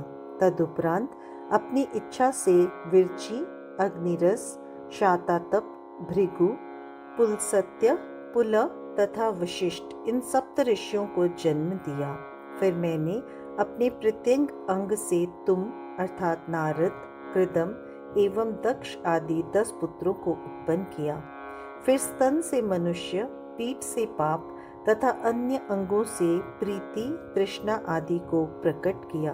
तदुपरांत कर्मानुसार नक्षत्र, दिशा, दिक्पाल एवं चंद्रमा आदि को उत्पन्न किया। परंतु अपने द्वारा उत्पन्न की हुई उस तामसी सृष्टि को देखकर मुझे अत्यंत चिंता हुई। रात्रि के कारण अब मुझे भूख लगी और मैं राक्षस यक्ष आदि को खाने के लिए दौड़ा। उस समय मैंने अपने शरीर को भयंकर बनाकर काल को उत्पन्न किया। हे नारद, इसके उपरांत मैंने उस शरीर को त्याग कर स्त्री का स्वरूप धारण किया। उस समय मेरे उस रूप को देखकर सभी ऋषि मुनि आसक्त होकर मुझे पकड़ने के लिए दौड़े। तब मैंने उस शरीर को बदलकर एक दूसरा शरीर ग्रहण कर लिया और अपने घुटनों द्वारा असुरों की उत्पत्ति की। वे मुझे पहचान नहीं सके, अतः निर्लज बनकर काम के वशीभूत हो मेरे पास दौड़े चले आए। उनके भय से भयभीत होकर मैंने अपनी रक्षा के लिए भगवान सदाशिव से प्रार्थना की और यह कहा, हे प्रभु, आप इन दुष्टों को शीघ्र ही नष्ट कर डालें। मेरी प्रार्थना सुनकर भगवान भूत भावन ने अप्रकट रूप से मुझे यह आज्ञा दी कि तुम अपने इस शरीर को बदल डालो। तब मैंने उनकी आज्ञा अनुसार अपने शरीर को फिर बदल दिया। जिस समय मैंने शरीर को बदला वह समय सायंकाल कहलाया। उसमें संपूर्ण असुर अचेत होकर गिर पड़े। तदुपरांत मैंने मनुष्यों की सृष्टि की। अस्तु, मैंने दूसरा स्वरूप धारण कर राक्षस, गंधर्व, यक्ष, गुह्य, किन्नर, किम पुरुष, विद्याधर, ईश्वर, भूत, प्रेत आदि तथा स्त्री को उत्पन्न किया। परंतु इन जीवों की उत्पत्ति से भी मेरे हृदय को प्रसन्नता प्राप्त नहीं हुई। हे नारद, इसके उपरांत मैंने शिवजी की इच्छा से हाथी, सिंह, बैल आदि बुद्धिहीन जीवों को उत्पन्न किया। इस सृष्टि को उत्पन्न करने के पश्चात मैंने यह विचार किया कि यह लोग क्या काम करेंगे। यह सोचकर जैसे ही मैंने श्री शिवजी का ध्यान किया तो चारों वेद उसी समय मेरे द्वारा उत्पन्न हो गए। उनसे मैंने धनुर्विद्या, गान विद्या एवं संपूर्ण कथाओं से युक्त पुराणों को, जिन्हें पंचम वेद कहा जाता है, उत्पन्न किया। इसके बाद मैंने संपूर्ण आश्रम अर्थात ब्रह्मचर्य, ग्रस्त, वानप्रस्थ, संन्यास एवं व्रत, धर्मशास्त्र, नीति, मोक्ष, धर्म, अर्थ, काम तथा वैद्यक शास्त्र को उत्पन्न किया। इस प्रकार मैं जब संपूर्ण सृष्टि कर चुका तब विष्णु उसका पालन करने लगे एवं शिवजी पृथ्वी को स्थिर रखने के कार्य में संलग्न हुए। हे नारद, सृष्टि की उत्पत्ति का यह वर्णन अत्यंत सुख प्रदान करने वाला है। ब्रह्मा जी ने कहा, हे नारद, अब मैं तुमसे उस सृष्टि का वर्णन करता हूँ जो समागम से उत्पन्न होती है। यद्यपि मैंने अनेक प्रयत्न किए परंतु मुझे दृढ़ शक्ति की प्राप्ति नहीं हुई। यह देखकर मैंने अपनी संपूर्ण इंद्रियों को वश में करके भगवान सदाशिव की पुनः पूजन की, क्योंकि उनकी प्रसन्नता के बिना कोई भी कार्य पूरा नहीं होता है। शिवजी ने इस पूजा से प्रसन्न होकर पुनः दर्शन दिया। उस समय उनका शीर अर्धांगी अर्थात उनके दाहिनी ओर आधे भाग में तो सदाशिव का पुरुष शरीर था और बाईं ओर आधे भाग में महारानी जगदम्बा का स्त्री रूप था। आधे मस्तक पर जटाएं थी और आधे पर घुंघराले सुंदर केश थे। एक ओर ललाट पर त्रिपुंड लगा हुआ था और दूसरी ओर बिंदी चमक रही थी। एक ओर डमरू की ध्वनि थी और दूसरी ओर घुंघरू का मधुर स्वर। हे नारद, भगवान सदाशिव के इस अर्धांगी स्वरूप को देखकर मैं अत्यंत प्रसन्न हुआ और मैंने उन्हें दंडवत करते हुए प्रार्थना की कि हे प्रभु, मेरा धन्य भाग है जो आपने कृपा कर मुझे अपने दर्शन दिए। मेरी स्तुति को सुनकर भगवान सदाशिव हंसते हुए बोले, हे ब्रह्मन, तुमने जिस मनोरथ की प्राप्ति के लिए इतना कष्ट भोगा है उसे हम जानते हैं। तुम्हारी अभिलाषा अधिक संतान उत्पन्न करने की है। इतना कहकर भगवान सदाशिव शक्ति से अलग हो गए। उस समय मैंने शक्ति की महिमा वर्णन करते हुए कहा, हे महारानी, मैंने आपकी आज्ञा से सृष्टि उत्पन्न करने की चेष्टा की, परंतु वह अधिक नहीं बढ़ी। हे अम्बे, अब मैं कामदेव के आश्रय से सृष्टि उत्पन्न करना चाहता हूँ और आपसे यह वरदान मांगता हूँ कि मेरा मनोरथ पूर्ण हो। हे जगदम्बे, आप दक्ष की पुत्री के रूप में अवतार ग्रहण करें। मेरे मुख से निकले हुए इन शब्दों को सुनकर भगवती महामाया ने पहले तो भगवान सदाशिव की ओर देखा, फिर मुझसे यह कहा, हे ब्रह्मन, मैं तुम्हारी पौत्री के रूप में जन्म लूंगी और मेरा नाम सती होगा। जिस समय राजा दक्ष भगवान सदाशिव का अपमान करेगा उस समय मैं अंतर्ध्यान हो जाऊंगी। इतना कहकर वे शक्ति स्वरूपा जगदम्बा पुनः श्री सदाशिव के शरीर से संयुक्त हो गई। तब भगवान भूतभावन भी अंतर्ध्यान हो गए। ब्रह्मा जी बोले, हे नारद, अब मैं तुम्हें वह वृतांत सुनाता हूँ जिस प्रकार इस मैथुनी सृष्टि की उत्पत्ति हुई। भगवान सदाशिव से शक्ति प्राप्त कर मैंने एक पुरुष और एक स्त्री को अपने आधे आधे शरीर से उत्पन्न किया। उस पुरुष का नाम स्वयंभू मनु तथा स्त्री का नाम शतरूपा हुआ। शतरूपा ने तपस्या द्वारा मुनि को पति रूप में प्राप्त किया। फिर उन दोनों पुरुष तथा स्त्री ने मेरे पास आकर कहा, हे पिता, आप हमें कुछ आज्ञा दीजिए।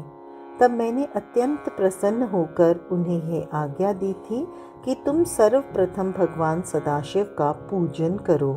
तदुपरांत उनसे आज्ञा पाकर सृष्टि उत्पन्न करने का कार्य करो। मेरी आज्ञा को स्वीकार कर उन्होंने ऐसी तपस्या की कि भगवान सदाशिव ने प्रसन्न होकर उन्हें अपना दर्शन दिया और वरदान मांगने के लिए कहा। उस समय मनु ने उनकी स्तुति करते हुए यह कहा, हे प्रभु, अपने मन की इच्छा को आपके सामने प्रकट करना मूर्खता होगी, अतः आप हमारे लिए जो उचित है वह करें। यह सुनकर भगवान त्रिशूल पानी प्रसन्न होकर बोले, हे मनु, तुम मनुष्य सृष्टि को उत्पन्न करो। उस सृष्टि कार्य में तुम्हें कोई कष्ट ना होगा। तुम्हें 3 प्रकार के ऋण चुकाने होंगे, जिन्हें देव ऋण, पितृ ऋण तथा ऋषि ऋण कहते हैं। इन तीनों ऋणों से उऋण होने का उपाय विद्या पढ़ना, संतान उत्पन्न करना तथा यज्ञ करना है। इतना कहकर शिवजी अंतर्ध्यान हो गए। हे नारद, भगवान सदाशिव से इस प्रकार वरदान प्राप्त कर मनु तथा शतरूपा मेरे समीप लौट आए और मुझे सब वृतांत कह सुनाया। उसे सुनकर मैंने भी उनसे कहा, तुम दोनों संतान की उत्पत्ति करो। मेरी आज्ञा पाकर वे दोनों सृष्टि उत्पन्न करने लगे। सर्वप्रथम उन्होंने 2 पुत्र और 3 पुत्रियों को उत्पन्न किया। उनमें एक पुत्र प्रियव्रत के नाम से प्रसिद्ध हुआ। उसने गृहस्थ आश्रम में प्रवेश कर श्रेष्ठ धर्म का पालन किया। उसकी संतान भी अत्यंत शीलवान हुई। आगे चलकर उसी के वंश में भगवान श्री कृष्णचंद्र ने अवतार लिया। मनु के दूसरे पुत्र का नाम उत्तानपाद था। उसके वंश में ध्रुव के समान योगी भक्त का जन्म हुआ। मनु की पहली पुत्री का नाम अनुमति था। उसका विवाह मेरे पुत्र रुचि नामक मुनि के साथ हुआ था। वह पुत्र मुझे अत्यंत प्रिय था। उसके द्वारा यज्ञ और दीक्षा नामक 2 संतानों की उत्पत्ति हुई। मनु की दूसरी पुत्री का नाम देवहूति था। उसका विवाह कृदम मुनि के साथ हुआ था। उसके गर्भ से भगवान कपिल देव ने जन्म लिया। कृदम मुनि के कला, अनुसूया, श्रद्धा, निर्वचा, कर्मागति, शांति, अरुंधति, ख्याति, बृहति और बृहति नामक 10 कन्याएं भी हुईं। उनमें से 9 कन्याएं मरीच, अत्रि, अंगिरस, पुलस्त्य, पुलह, कृतु, भृगु, वशिष्ठ तथा अर्थवर्ण नामक 100 ऋषियों को ब्याही गईं। मनु की तीसरी पुत्री का नाम प्रसूति था। उसका विवाह दक्ष के साथ हुआ। उन दोनों से 60 कन्याएं उत्पन्न हुई। उनमें से दक्ष ने 10 कन्याओं का विवाह धर्मराज के साथ कर दिया। 27 कन्याएं चंद्रमा को दी और 13 कन्याएं कश्यप को, 4 कन्याएं ताक्षर्य को एवं भूत, अंगिरस तथा कृशाशव को 2-2 कन्याएं ब्याह दी। उन सबसे बहुत अधिक संतानों की उत्पत्ति हुई। उसी के कुल से हम विष्णु जी तथा शिव जी ने जन्म लिया। इस प्रकार अपनी 60 पुत्रियों का विवाह करने के उपरांत दक्ष ने मेरे पास आकर सब हाल कह सुनाया और यह पूछा कि अब आप मुझे क्या आज्ञा देते हैं। दक्ष की बात सुनकर मैंने उसकी प्रशंसा करते हुए कहा, हे पुत्र, अब तुम कोई ऐसा उपाय करो जिससे तुम्हारी एक पुत्री का विवाह शिव जी के साथ हो जाए। ऐसा करने से तुम्हारा जन्म सफल हो जाएगा और हमारी सृष्टि पवित्र हो जाएगी। मेरी यह आज्ञा सुनकर दक्ष कठिन तपस्या करने के लिए चला गया। उस तपस्या के प्रभाव से आदि शक्ति जगदम्बा ने दक्ष के घर में अवतार ग्रहण किया। नारद जी ने हंसकर कहा, हे पिता, अब आप अपने विष्णु जी एवं शिव जी के लोकों का वर्णन कीजिए। यह सुनकर ब्रह्मा जी भगवान सदाशिव का ध्यान धरकर बोले, हे पुत्र, मेरे लोक का नाम सत्यलोक है। इससे ऊपर विष्णु जी और शिव जी के लोक हैं, जिन्हें वेद तथा पुराण परम धाम कहकर पुकारते हैं। सत्यलोक के ऊपर वैकुंठ लोक है। यह 16 करोड़ योजन की परिधि में चौकोर बसा हुआ है। उनमें रत्नों से भरे हुए स्वर्ण मंदिर, बाग, उपवन तथा कुएं आदि सर्वत्र सुशोभित हैं। इसको स्वर्ग भी कहा जाता है। हे नारद, अब मैं तुमसे उस लोक का वर्णन करता हूँ जो स्वर्ग से ऊपर है और जिसे स्वामी कार्तिकेय लोक कहते हैं। वह लोक 64 योजन की परिधि में चौकर बसा हुआ है। उस लोक के सभी घर रत्नों से भरे हुए हैं। उस लोक के स्वामी कार्तिकेय हैं, जिन्होंने तारकासुर का वध कर देवताओं को आनंद प्रदान किया था। वे भगवान सदाशिव के पुत्र होकर उन्हीं के पद पर विराजमान हैं। हे नारद, उस लोक के ऊपर शक्ति लोक है। वहाँ संपूर्ण सृष्टि की माता जगदम्बा आदि शक्ति निवास करती हैं। वहाँ इंद्र आदि देवता जगन माता की सेवा करते हुए उनके चरणों का ध्यान धरते रहते हैं। हे पुत्र, तुम्हें जान लेना चाहिए कि इस सृष्टि के संपूर्ण प्राणी उन आदि शक्ति की कृपा से ही ठहरे हुए हैं। वे जगदम्बा भगवान सदाशिव की अर्धांगिनी है। उन्हीं के अंश द्वारा मेरी पत्नी ब्रह्मानी, विष्णु जी की अर्धांगिनी लक्ष्मी एवं स्वाहा, स्वधा, सिद्धा, विश्वा तथा इंद्राणी की उत्पत्ति हुई है।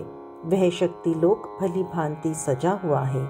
हे नारद, शक्ति लोक के ऊपर शिव लोक है। वहाँ किसी को चिंता और मोह नहीं व्यापते हैं। जिस स्थान पर भगवान सदाशिव का सिंहासन है, वह स्थान परम मनोहर है। शिव जी के बैठने का सिंहासन रत्नों से जड़ा हुआ है। उसके पास ही शिव जी के तथा भगवती आदि शक्ति के अनेक निवास एवं विहार स्थल बने हुए हैं। उस शिवलोक का विस्तार 256 करोड़ योजन है। उस लोक के बीचों बीच अत्यंत सुंदर, पवित्र एवं सब प्रकार की चिंताओं को नष्ट करने वाला भूत भावन का मुख्य निवास स्थल बना हुआ है। उन त्रिशूल पानी शिव जी द्वारा ही मेरी, विष्णु जी की और रुद्र की उत्पत्ति हुई है। वे सबके स्वामी, स्वाधीन तथा एक रूप हैं। उसी शिवलोक में शिव जी की श्रेष्ठ गौशाला बनी हुई है, जिसे गोलोक कहकर पुकारा जाता है। उसके स्वामी श्री कृष्ण जी तथा श्री राधिका जी हैं। ब्रह्मा जी की वचन सुनकर नारद जी अत्यंत प्रसन्न हो प्रेम एवं सुख रूपी समुद्र में गोते लगाने लगे। फिर प्रेम पूर्वक इस प्रकार बोले, हे ब्रह्मा जी, आपने जो शिवलोक को सर्वोच्च स्थान देकर उसका वर्णन किया, उसे सुनकर मुझे बहुत प्रसन्नता हुई है। परंतु मेरे मन में एक संदेह उत्पन्न हुआ है। मैंने सुना था कि शिवजी का स्थान कैलाश पर्वत पर है तथा जो शिवपुरी में जाता है वह कैलाश में ही जाता है।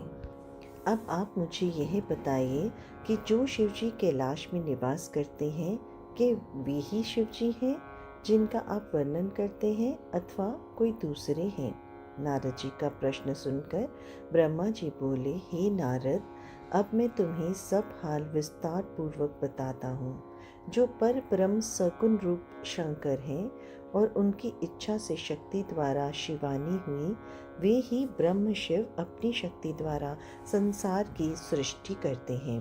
मैं उनके लोक काशी, ब्रह्मपुर तथा आनंदवन का वर्णन कर चुका हूँ। अब अपनी शंका का समाधान सुनो। जब मैं शिवजी की आज्ञा अनुसार सृष्टि उत्पन्न कर चुका, तब मैंने उन महाप्रभु से प्रार्थना की कि हे प्रभु, अब आप भी सगुण रूप अंगीकार करके आइए। यह सुनकर शिवजी ने कहा, हे ब्रह्मा, हम नियत समय पर अवश्य ही आएंगे। जिस प्रकार तुम हमारे नाम आदि देखते हो और जैसे हम हैं वह सब अपने अवतार में प्रकट करेंगे। शिवजी यह कहकर अंतर ध्यान हो गए।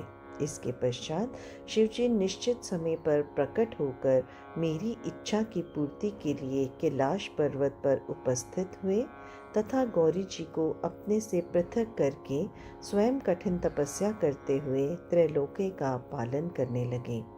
अब मैं उस कथा का विस्तार से वर्णन करता हूँ जिस कारण शिवजी कैलाश पर्वत पर आए। जिस कथा का मैं वर्णन कर रहा हूँ वह कल्प भेद के कारण दूसरे प्रकार से है। मैंने शिवजी की आज्ञा अनुसार संसार को उपजाया और 14 लोक, उपलोक, द्रुप्तपुरी एवं कपिला को, जिन्हें देखने से मन प्रसन्न होता है और जहाँ काली मृत्यु रूप से बैठी है, प्रकट किया। पापनाशिनी गंगा के तट पर पापों को हरने वाला कपिल मुनि का पवित्र आश्रम था। उसी स्थान पर यज्ञदत्त नाम के 2 ब्राह्मणों का जन्म हुआ। यज्ञदत्त यज्ञ शास्त्र में बहुत ही योग्य था। उसको वहाँ के राजा ने बहुत सा धन दिया। वह वाग्मी, शुद्ध हृदय, शीलवान, वेदों में निपुण, परम उपकारी, उदार और शिवजी का परम भक्त था। उसकी स्त्री अत्यंत पवित्र, पतिव्रता, गृह कार्य में निपुण तथा अच्छे कार्यों को करने वाली थी। कुछ समय पश्चात उसके एक पुत्र उत्पन्न हुआ। उसका नाम उन्होंने गुणनिधि रखा। गुणनिधि ने थोड़े ही दिन में अनेक विद्याएं सीख ली, परंतु कुछ दिनों के पश्चात वह कुल की रीति छोड़कर बुरी नीति पर चलने लगा। उसने बुरे मनुष्यों की संगति की। उसी के फलस्वरूप उसकी बुद्धि भ्रष्ट हो गई, क्योंकि अच्छे और बुरे कर्मों पर संगति का प्रभाव अवश्य पड़ता है। गुणनिधि उस अज्ञान अवस्था में बुरे लोगों के संपर्क में आया जाया करता था। धीरे धीरे उसके सब धर्म नष्ट होने लगे। वह वेदों के विपरीत कर्म करने लगा। वह बड़ा छली तथा जुआरी हो गया। उसकी माता उसको नित्य भले भले उपदेश देती, परंतु वह पिता के निकट भी नहीं जाता। जिस समय उसकी माता गृह कार्य में संलग्न रहती, वह घर की चीज़ों को चुरा कर ले जाता। एक बार उसके पिता ने पूछा कि गुणनिधि कहाँ गया? तब माता ने उत्तर दिया कि वह स्नान, पूजन तथा भोजन आदि से निवृत्त होकर अपने मित्र विद्यार्थियों के साथ पाठशाला चला गया है। इस प्रकार उसकी माता ने उसके पति से उसके अवगुण को छिपाया। ब्रह्मा जी ने कहा, हे नारद, जब भी गुणनिधि का पिता अपनी पत्नी से पुत्र के विषय में पूछता, वह इसी प्रकार टाल दिया करती। इस प्रकार यज्ञदत्त अपने पुत्र के अवगुणों को ना जान सका और वह बहुत दिनों तक इसी प्रकार दुष्कर्म करता रहा। जब उसकी अवस्था 16 वर्ष की हुई, तब उसका विवाह कर दिया गया। पत्नी भी पतिव्रता, शीलवती एवं सर्वगुण संपन्न मिली। गुणनिधि को ऐसी पवित्र पतिव्रता पत्नी प्राप्त हुई, फिर भी वह अपनी कुसंगति एवं दुष्कर्मों को न त्याग सका। उसकी माता सदैव सदुपदेश देती तथा भिन्न भिन्न प्रकार की कथाओं द्वारा उत्तम दृष्टांत देती हुई कहती, ही गुणनिधि, तुम ही हमारे एकमात्र पुत्र हो, इसलिए इन दुष्कर्मों को त्याग दो। तुम्हारे पिता अत्यंत क्रोधी प्रवृत्ति के हैं, वे अभी तुम्हारे अवगुणों को नहीं जानते, क्योंकि मैंने बहुत पूछने पर भी उन्हें नहीं बताया, इसलिए तुम अभी तक उनसे निर्भय हो। यदि किसी दिन उन्हें इन कर्मों का पता लग गया तो वे मुझे और तुम्हें दोनों को दंड देंगे, इसलिए यही उत्तम है कि उन्हें पता लगने से पहले ही तुम कुसंगति को त्याग कर सत्कर्म करो। हे पुत्र, तुम्हारी पत्नी बुद्धिमान, महारूपवती तथा उच्च कुल की है, उसी प्रकार तुम भी गुणवान एवं उच्च कुल के हो। ऐसी पत्नी के साथ सुख से अपना जीवन व्यतीत करो। अपनी स्त्री का त्याग करना महापाप है। तुम पिता के धर्म पर चलो, नहीं तो सारा संसार तुमको बुरी दृष्टि से देखेगा। तुम मुझको और अपने पिता को क्यों लज्जित करते हो? तुम अन्य घरों के लड़कों को देखो, वे नित्य वेद पाठ करते हैं। तब यहाँ के राजा को तुम्हारे अवगुणों के विषय में ज्ञात होगा, तो वे तुम्हारे पिता से अप्रसन्न होकर उनका मासिक शुल्क देना बंद कर देंगे।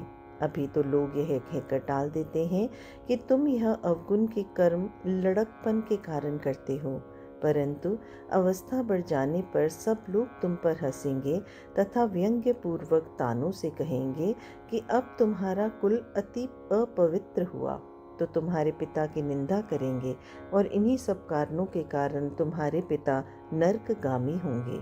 सब लोग इसका दोषी मुझे ही ठहरावेंगे। वे कहेंगे कि इसी ने पाप कर्म से गर्भ धारण कर ऐसा पुत्र उत्पन्न किया, क्योंकि तुम्हारे पिता निष्पाप हैं। वे वेद और धर्मशास्त्र के ज्ञाता हैं। मैं भी अपने पति के सिवाय और किसी पुरुष को नहीं जानती तथा निष्पाप होकर गृह कार्य में संलग्न रहती हूँ, परंतु यह सब भगवान की इच्छा है कि मेरे गर्भ से तुम जैसा दुख देने वाला कुपुत्र उत्पन्न हुआ है। इस प्रकार गुणनिधि की माता अनेक उपदेश देती, भिन्न भिन्न प्रकार से समझाती, परंतु गुणनिधि पर इसका कोई प्रभाव नहीं पड़ता था।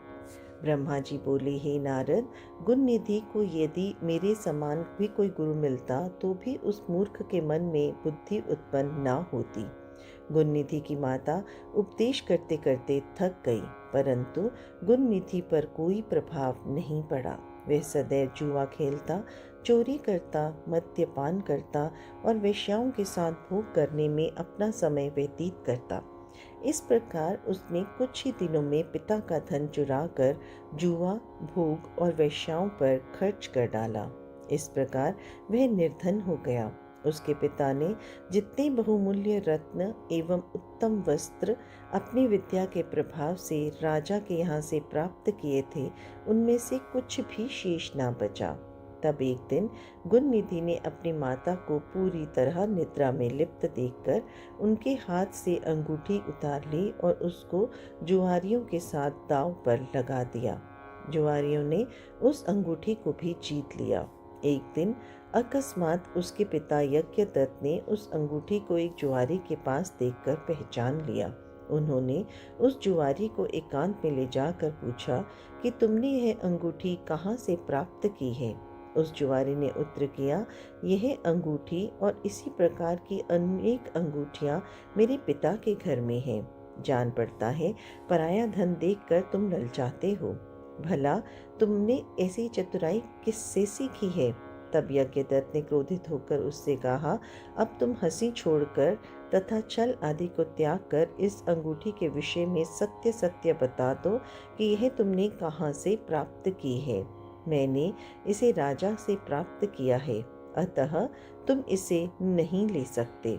इस प्रकार जब उन्होंने दृढ़ता से जुआरी से पूछा तो उसने सब सत्य सत्य बात उनको बता दी और कहा, तुम मुझको डराते धमकाते क्यों हो? मैंने कोई चोरी नहीं की।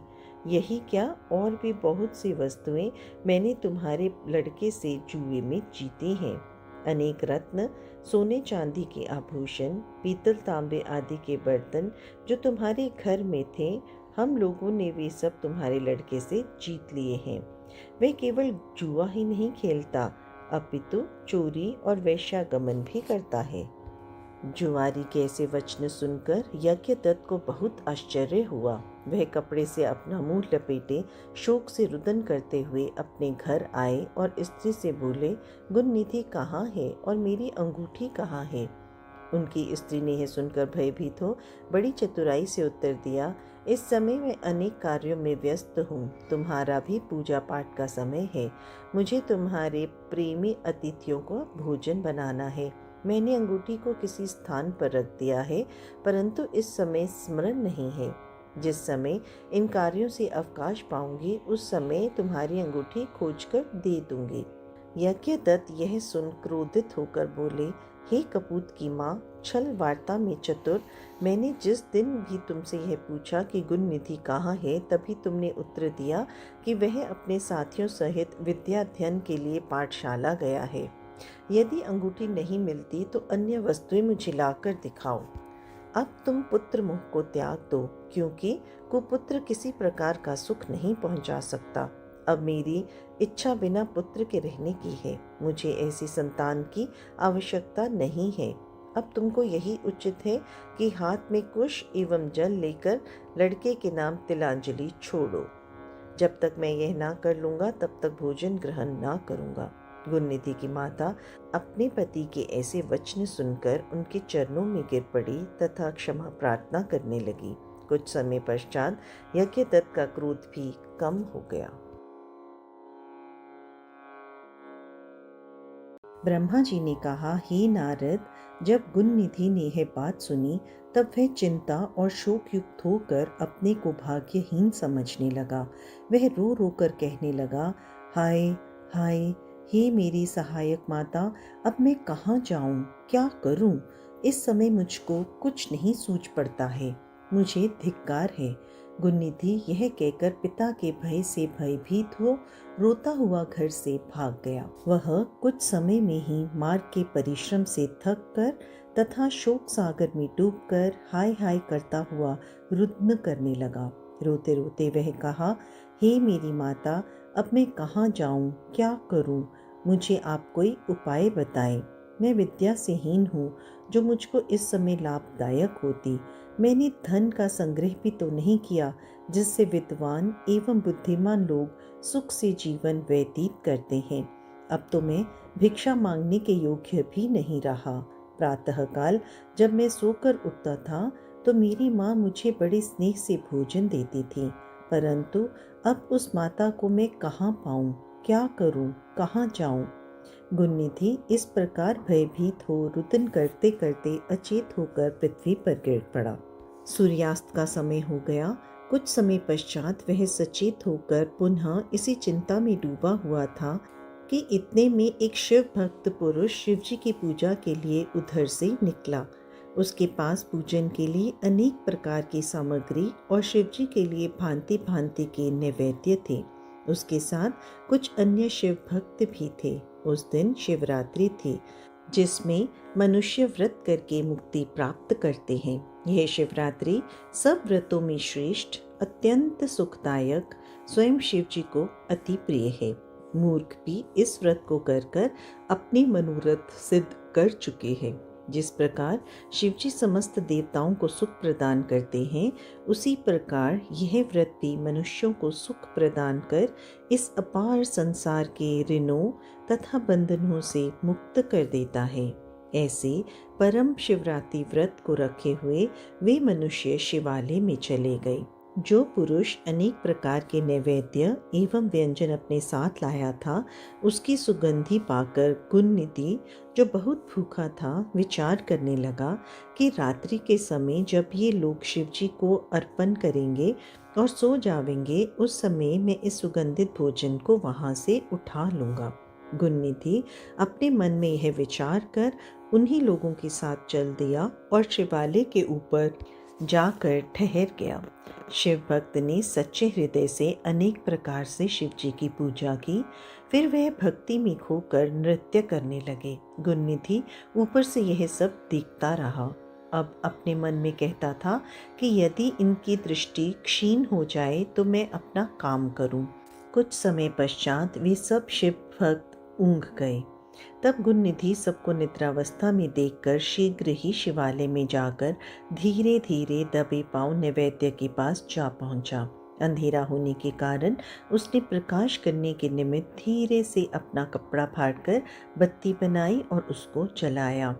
उसके प्रकाश में सब व्यंजन उठा लिए और उन्हें लेकर वहां से वह प्रसन्नतापूर्वक शीघ्र ही बाहर निकल गया। परंतु चलते समय उसका पैर लेटे हुए शिव भक्त से लग गया, जिससे वह उसी क्षण उठकर चिल्लाया और कहने लगा कि यह कौन चोर भागा जाता है, इसे पकड़ो। नगर के रक्षक उस आवाज को सुनकर आ गए तथा गुणनिधि को लक्ष्य कर उन्होंने बाण छोड़ दिया, जिससे आहत होकर वह पृथ्वी पर गिर पड़ा। क्षण भर में ही उसकी मृत्यु भी हो गई। अस्तु तब यमदूत पहुंचकर मुक्तर आदि भयंकर शस्त्र गुणनिधि को दिखाते हुए उसे पापी जानकर बांधने लगे। परंतु उसी समय शिवजी ने अपने गणों से कहा, यद्यपि गुणनिधि ने अनेक पाप किया है, परंतु वह शिवरात्रि का व्रत रखकर ना तो रात्रि भर सोया और ना उसने हमारा निर्माल्य ही खाया है। नगर के रक्षकों द्वारा उसकी मृत्यु हुई है। इस समय उसको यमदूत बांध रहे हैं। अतः मेरा ये आदेश है कि तुम यमदूतों से गुणनिधि को मुक्त करके मेरे लोक में ले आओ, क्योंकि मैंने उसको अपना लिया है। अब वह नरकगामी न होगा। मुझको शिवरात्रि व्रत अत्यंत प्रिय है। अस्तु अब गुणनिधि कलिंग देश का राजा होकर मेरा परम भक्त होगा। शिव जी के आदेशानुसार उनके गण गुणनिधि के पास जा पहुंचे। उनके हाथों में त्रिशूल थे। यमराज के गण उन्हें देखकर बहुत भयभीत हो गए। शिव गणों ने उनसे कहा, तुम कौन हो जो इस निष्पाप व्यक्ति को बांध रहे हो? यमदूत यह सुनकर आश्चर्य के साथ कहने लगे, तुम कौन हो जो यम की अवज्ञा करके ऐसे पापी को छुड़ाते हो? भला तुम किसकी शक्ति पर इतने प्रबल हो रहे हो? तब शिवगणों ने यह उत्तर दिया कि हम उन शिवजी के गण हैं जिनका ध्यान ब्रह्मा, विष्णु आदि सभी देवता करते हैं। तुम इसको छोड़ दो। यमगणों ने कहा, तुम्हारी आज्ञा उचित है, परंतु इसके पापों का विचार ना करके तुम इसे क्यों छुड़ा रहे हो? इसने अपने कुल की रीति को त्यागा है, वेद का अपमान किया है। हमें इसकी मूर्खता को कहाँ तक कहें? यह सब पापियों का सिरमौर है। सबसे बड़ा पाप जो इसने किया है वह यह है कि शिव निर्माल्य चोरी करके ले भागा और खाने लगा। यह तो तुम भी देखे होगे। तुम यह भली भांति जानते होगे कि जो कोई शिव निर्माल्य ग्रहण करता है, उसको ऊपर से लांग जाता है अथवा किसी को देता है, वह नरकगामी होता है। शिव जी पर चढ़ी वस्तु खाने की अपेक्षा विष पीना कहीं अच्छा है। परंतु इस संसार में तो धर्म रखना ही बहुत कठिन हो गया है। शिवगणों ने यमगणों के मुख से यह शब्द सुनकर उत्तर दिया, हे यमदूतों, यह ब्राह्मण पुत्र निष्पाप हो चुका है। इसने सबसे बड़ा धर्म यह किया है कि इसने शिव मंदिर में जाकर अपना वस्त्र फाड़ा और उसे जला दिया, प्रकाश किया। दूसरा बड़ा धर्म यह किया कि शिवरात्रि को रात्रि दिन व्रत कर रात्रि भर जागरण किया, शिव जी का पूजन देखता रहा और उनके नाम श्रवण करता रहा। यद्यपि यह धर्म इससे अचानक ही हुआ, परंतु इसको पुण्य लाभ हुआ है। अब यह भविष्य में कलिंग देश का राजा होकर शिव जी का पूजन करेगा। यह कहकर शिव जी के गण गुणनिधि को मुक्त कर अदृश्य हो गए। ब्रह्मा जी ने कहा, हे नारद, शिवगणों के ऐसे वचन सुनकर यमदूत लज्जित होकर यम के पास गए और उन्हें सब हाल विस्तार पूर्वक कह सुनाया। यम को भी यह सुनकर आश्चर्य हुआ। फिर यम ने शिव जी को दंडवत कर अपने गणों को तीनों लोकों में फिरने का आदेश देते हुए यह कहा कि जो मनुष्य देह में भस्म लगाए हो, रुद्राक्ष धारण किए हो, शिवलिंग का पूजन करता हो एवं आराधन में डूबा हो अथवा छल से भी शिव जी का बाण तथा वस्त्र धारण किए हो तथा उसका शिवजी से किसी भी प्रकार का संबंध हो तो तुम उसको मुक्त कर देना और कोई कष्ट मत देना। यमराज ने शिवजी की स्तुति करते हुए कहा, हे सदाशिव, आप मेरे पापों को क्षमा कीजिए, क्योंकि यह अपराध मुझसे अज्ञान में ही हुआ है। इस प्रकार बहुत स्तुति करने के पश्चात यमराज हो गए। ब्रह्मा जी बोले, हे नारद, गुण निधि यम गणों से मुक्ति पाकर विमान पर आरूढ़ हो शिवलोक को चला गया। बहुत समय तक स्वर्ग में अनेक प्रकार के सुख भोग कर वे कलिंग देश का राजा हुआ। वहाँ के पहले राजा का नाम इंद्र मुनि था। गुणनिधि ने उसी के यहाँ जन्म लिया और क्रदम के नाम से प्रसिद्ध हुआ। वह शिवजी का अनन्य भक्त था। इंद्र मुनि अपने पुत्र में राजा के समस्त लक्षण देख अपना संपूर्ण राज्य उसको सौंपकर रानी सहित वन में जाकर शिवजी की कठिन तपस्या करके शिवलोक को प्राप्त हुआ। क्रदम को पूर्व जन्म का स्मरण था, इसलिए वह समस्त शिवालयों में दीपदान करने लगा। उसने प्रत्येक मंडलेश्वर को आदेश दिया कि जितने भी शिवालय हों वहाँ दीपक जलाए जाएं और जो इस आज्ञा का उल्लंघन करे उसका सिर धड़ से अलग कर दिया जाए। गांव के स्वामी इस भय से दीपदान करने लगे। वह स्वयं भी बड़े हर्ष के साथ इस कार्य को करता रहा। उसने अपनी नीति द्वारा जनता को प्रसन्न रखा।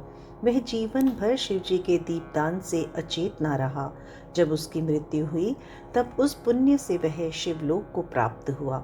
उसने शिवलोक में अनेक प्रकार के आनंद व सुख भोगे और शिव चरणों का ध्यान धरता रहा।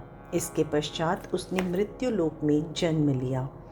ब्रह्मा जी कहते हैं, हे नारद, अब मैं तुम्हें अपने लड़के पुलसत्य के पुत्र का हाल सुनाता हूँ। मेरे पुत्र पुलसत्य के विश्वा नाम का एक पुत्र हुआ। विश्वा के 3 स्त्रियां थीं। वे तीनों ही विष्णु और शिव जी की भक्त थीं। विश्वा की सबसे छोटी पत्नी से विभीषण नाम का पुत्र उत्पन्न हुआ। विभीषण विष्णु का ऐसा भक्त हुआ कि वह इस अथाह संसार सागर से पार हो गया। विश्वा की मंझली पत्नी से 2 पुत्र रावण एवं कुंभकर्ण तुम्हारे श्राप के फलस्वरूप उत्पन्न हुए। वे दोनों ही शिव के भक्त बनकर अनेक प्रकार के संसारी भोग विलासों में लिप्त हो गए। उनमें से रावण ने शिवजी की कठिन तपस्या कर उनसे वरदान प्राप्त किया। उसने तेज और प्रताप से संसार भर में राज्य किया। विष्णु भगवान ने उसका नाश करने के लिए स्वयं द्विभुज मानव अवतार लिया था, जिसका नाम राम हुआ, परंतु वे रावण का नाश न कर सके। तब उन्होंने शिवजी की आराधना कर अपने कठिन तप से उनको प्रसन्न किया और शिव के अवतार अर्थात श्री हनुमान जी को साथ लेकर वानरों की सहायता से रावण वध किया और उसके वंश को ही मिटा दिया। विश्वा की सबसे बड़ी पत्नी का नाम शक्तिला था। उसके उदर से गुण निधि का जन्म हुआ था, जिसका वर्णन पहले किया जा चुका है।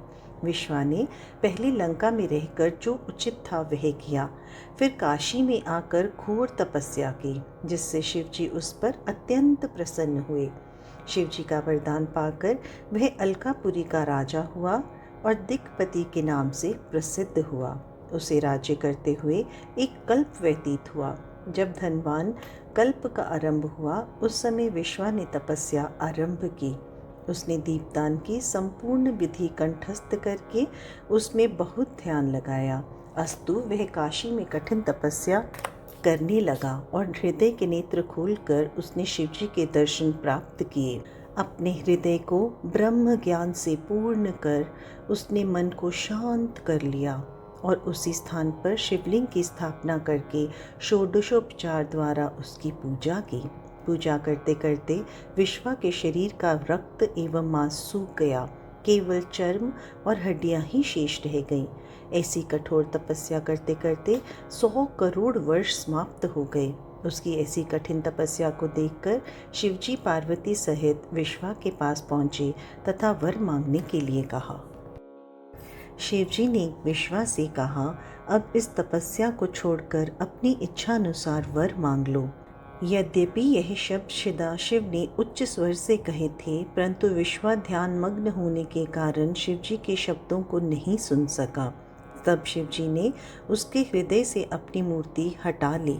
दिक्पति ने उस समय आश्चर्यचकित होकर जब अपने नेत्र खोले तो देखा कि शिवजी अपने पूर्ण रूप से, जैसा कि वह सुन चुका था, उनके सन्मुख खड़े हुए हैं।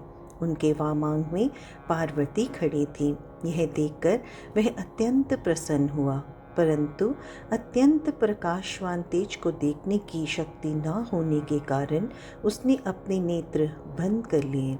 फिर इस प्रकार कहा, हे नाथ, मुझे आप अपने चरण दिखा दीजिए तथा ऐसी शक्ति दीजिए जिससे मैं आपके दर्शन कर सकूं। मैं इसके अतिरिक्त और कुछ नहीं चाहता, क्योंकि संसार में इससे अधिक और कोई पदार्थ नहीं है। दिक्पति यह कहकर चुप हो गया। शिवजी उसके वचनों को सुनकर अत्यंत प्रसन्न हुए। उन्होंने दिक्पति को अपने स्वरूप का दर्शन प्राप्त करने की शक्ति प्रदान की तथा अपने हाथों से उसके हाथ पकड़ लिए। सर्वप्रथम दिक्पति ने नेत्र खोलते ही शिवरानी को देखा और कहा, ये देवी कौन है? इनका बड़ा सौभाग्य है जो ये शिवजी के इतने निकट रहती हैं। इनके पुण्य, प्रेम तथा माता पिता को धन्य है।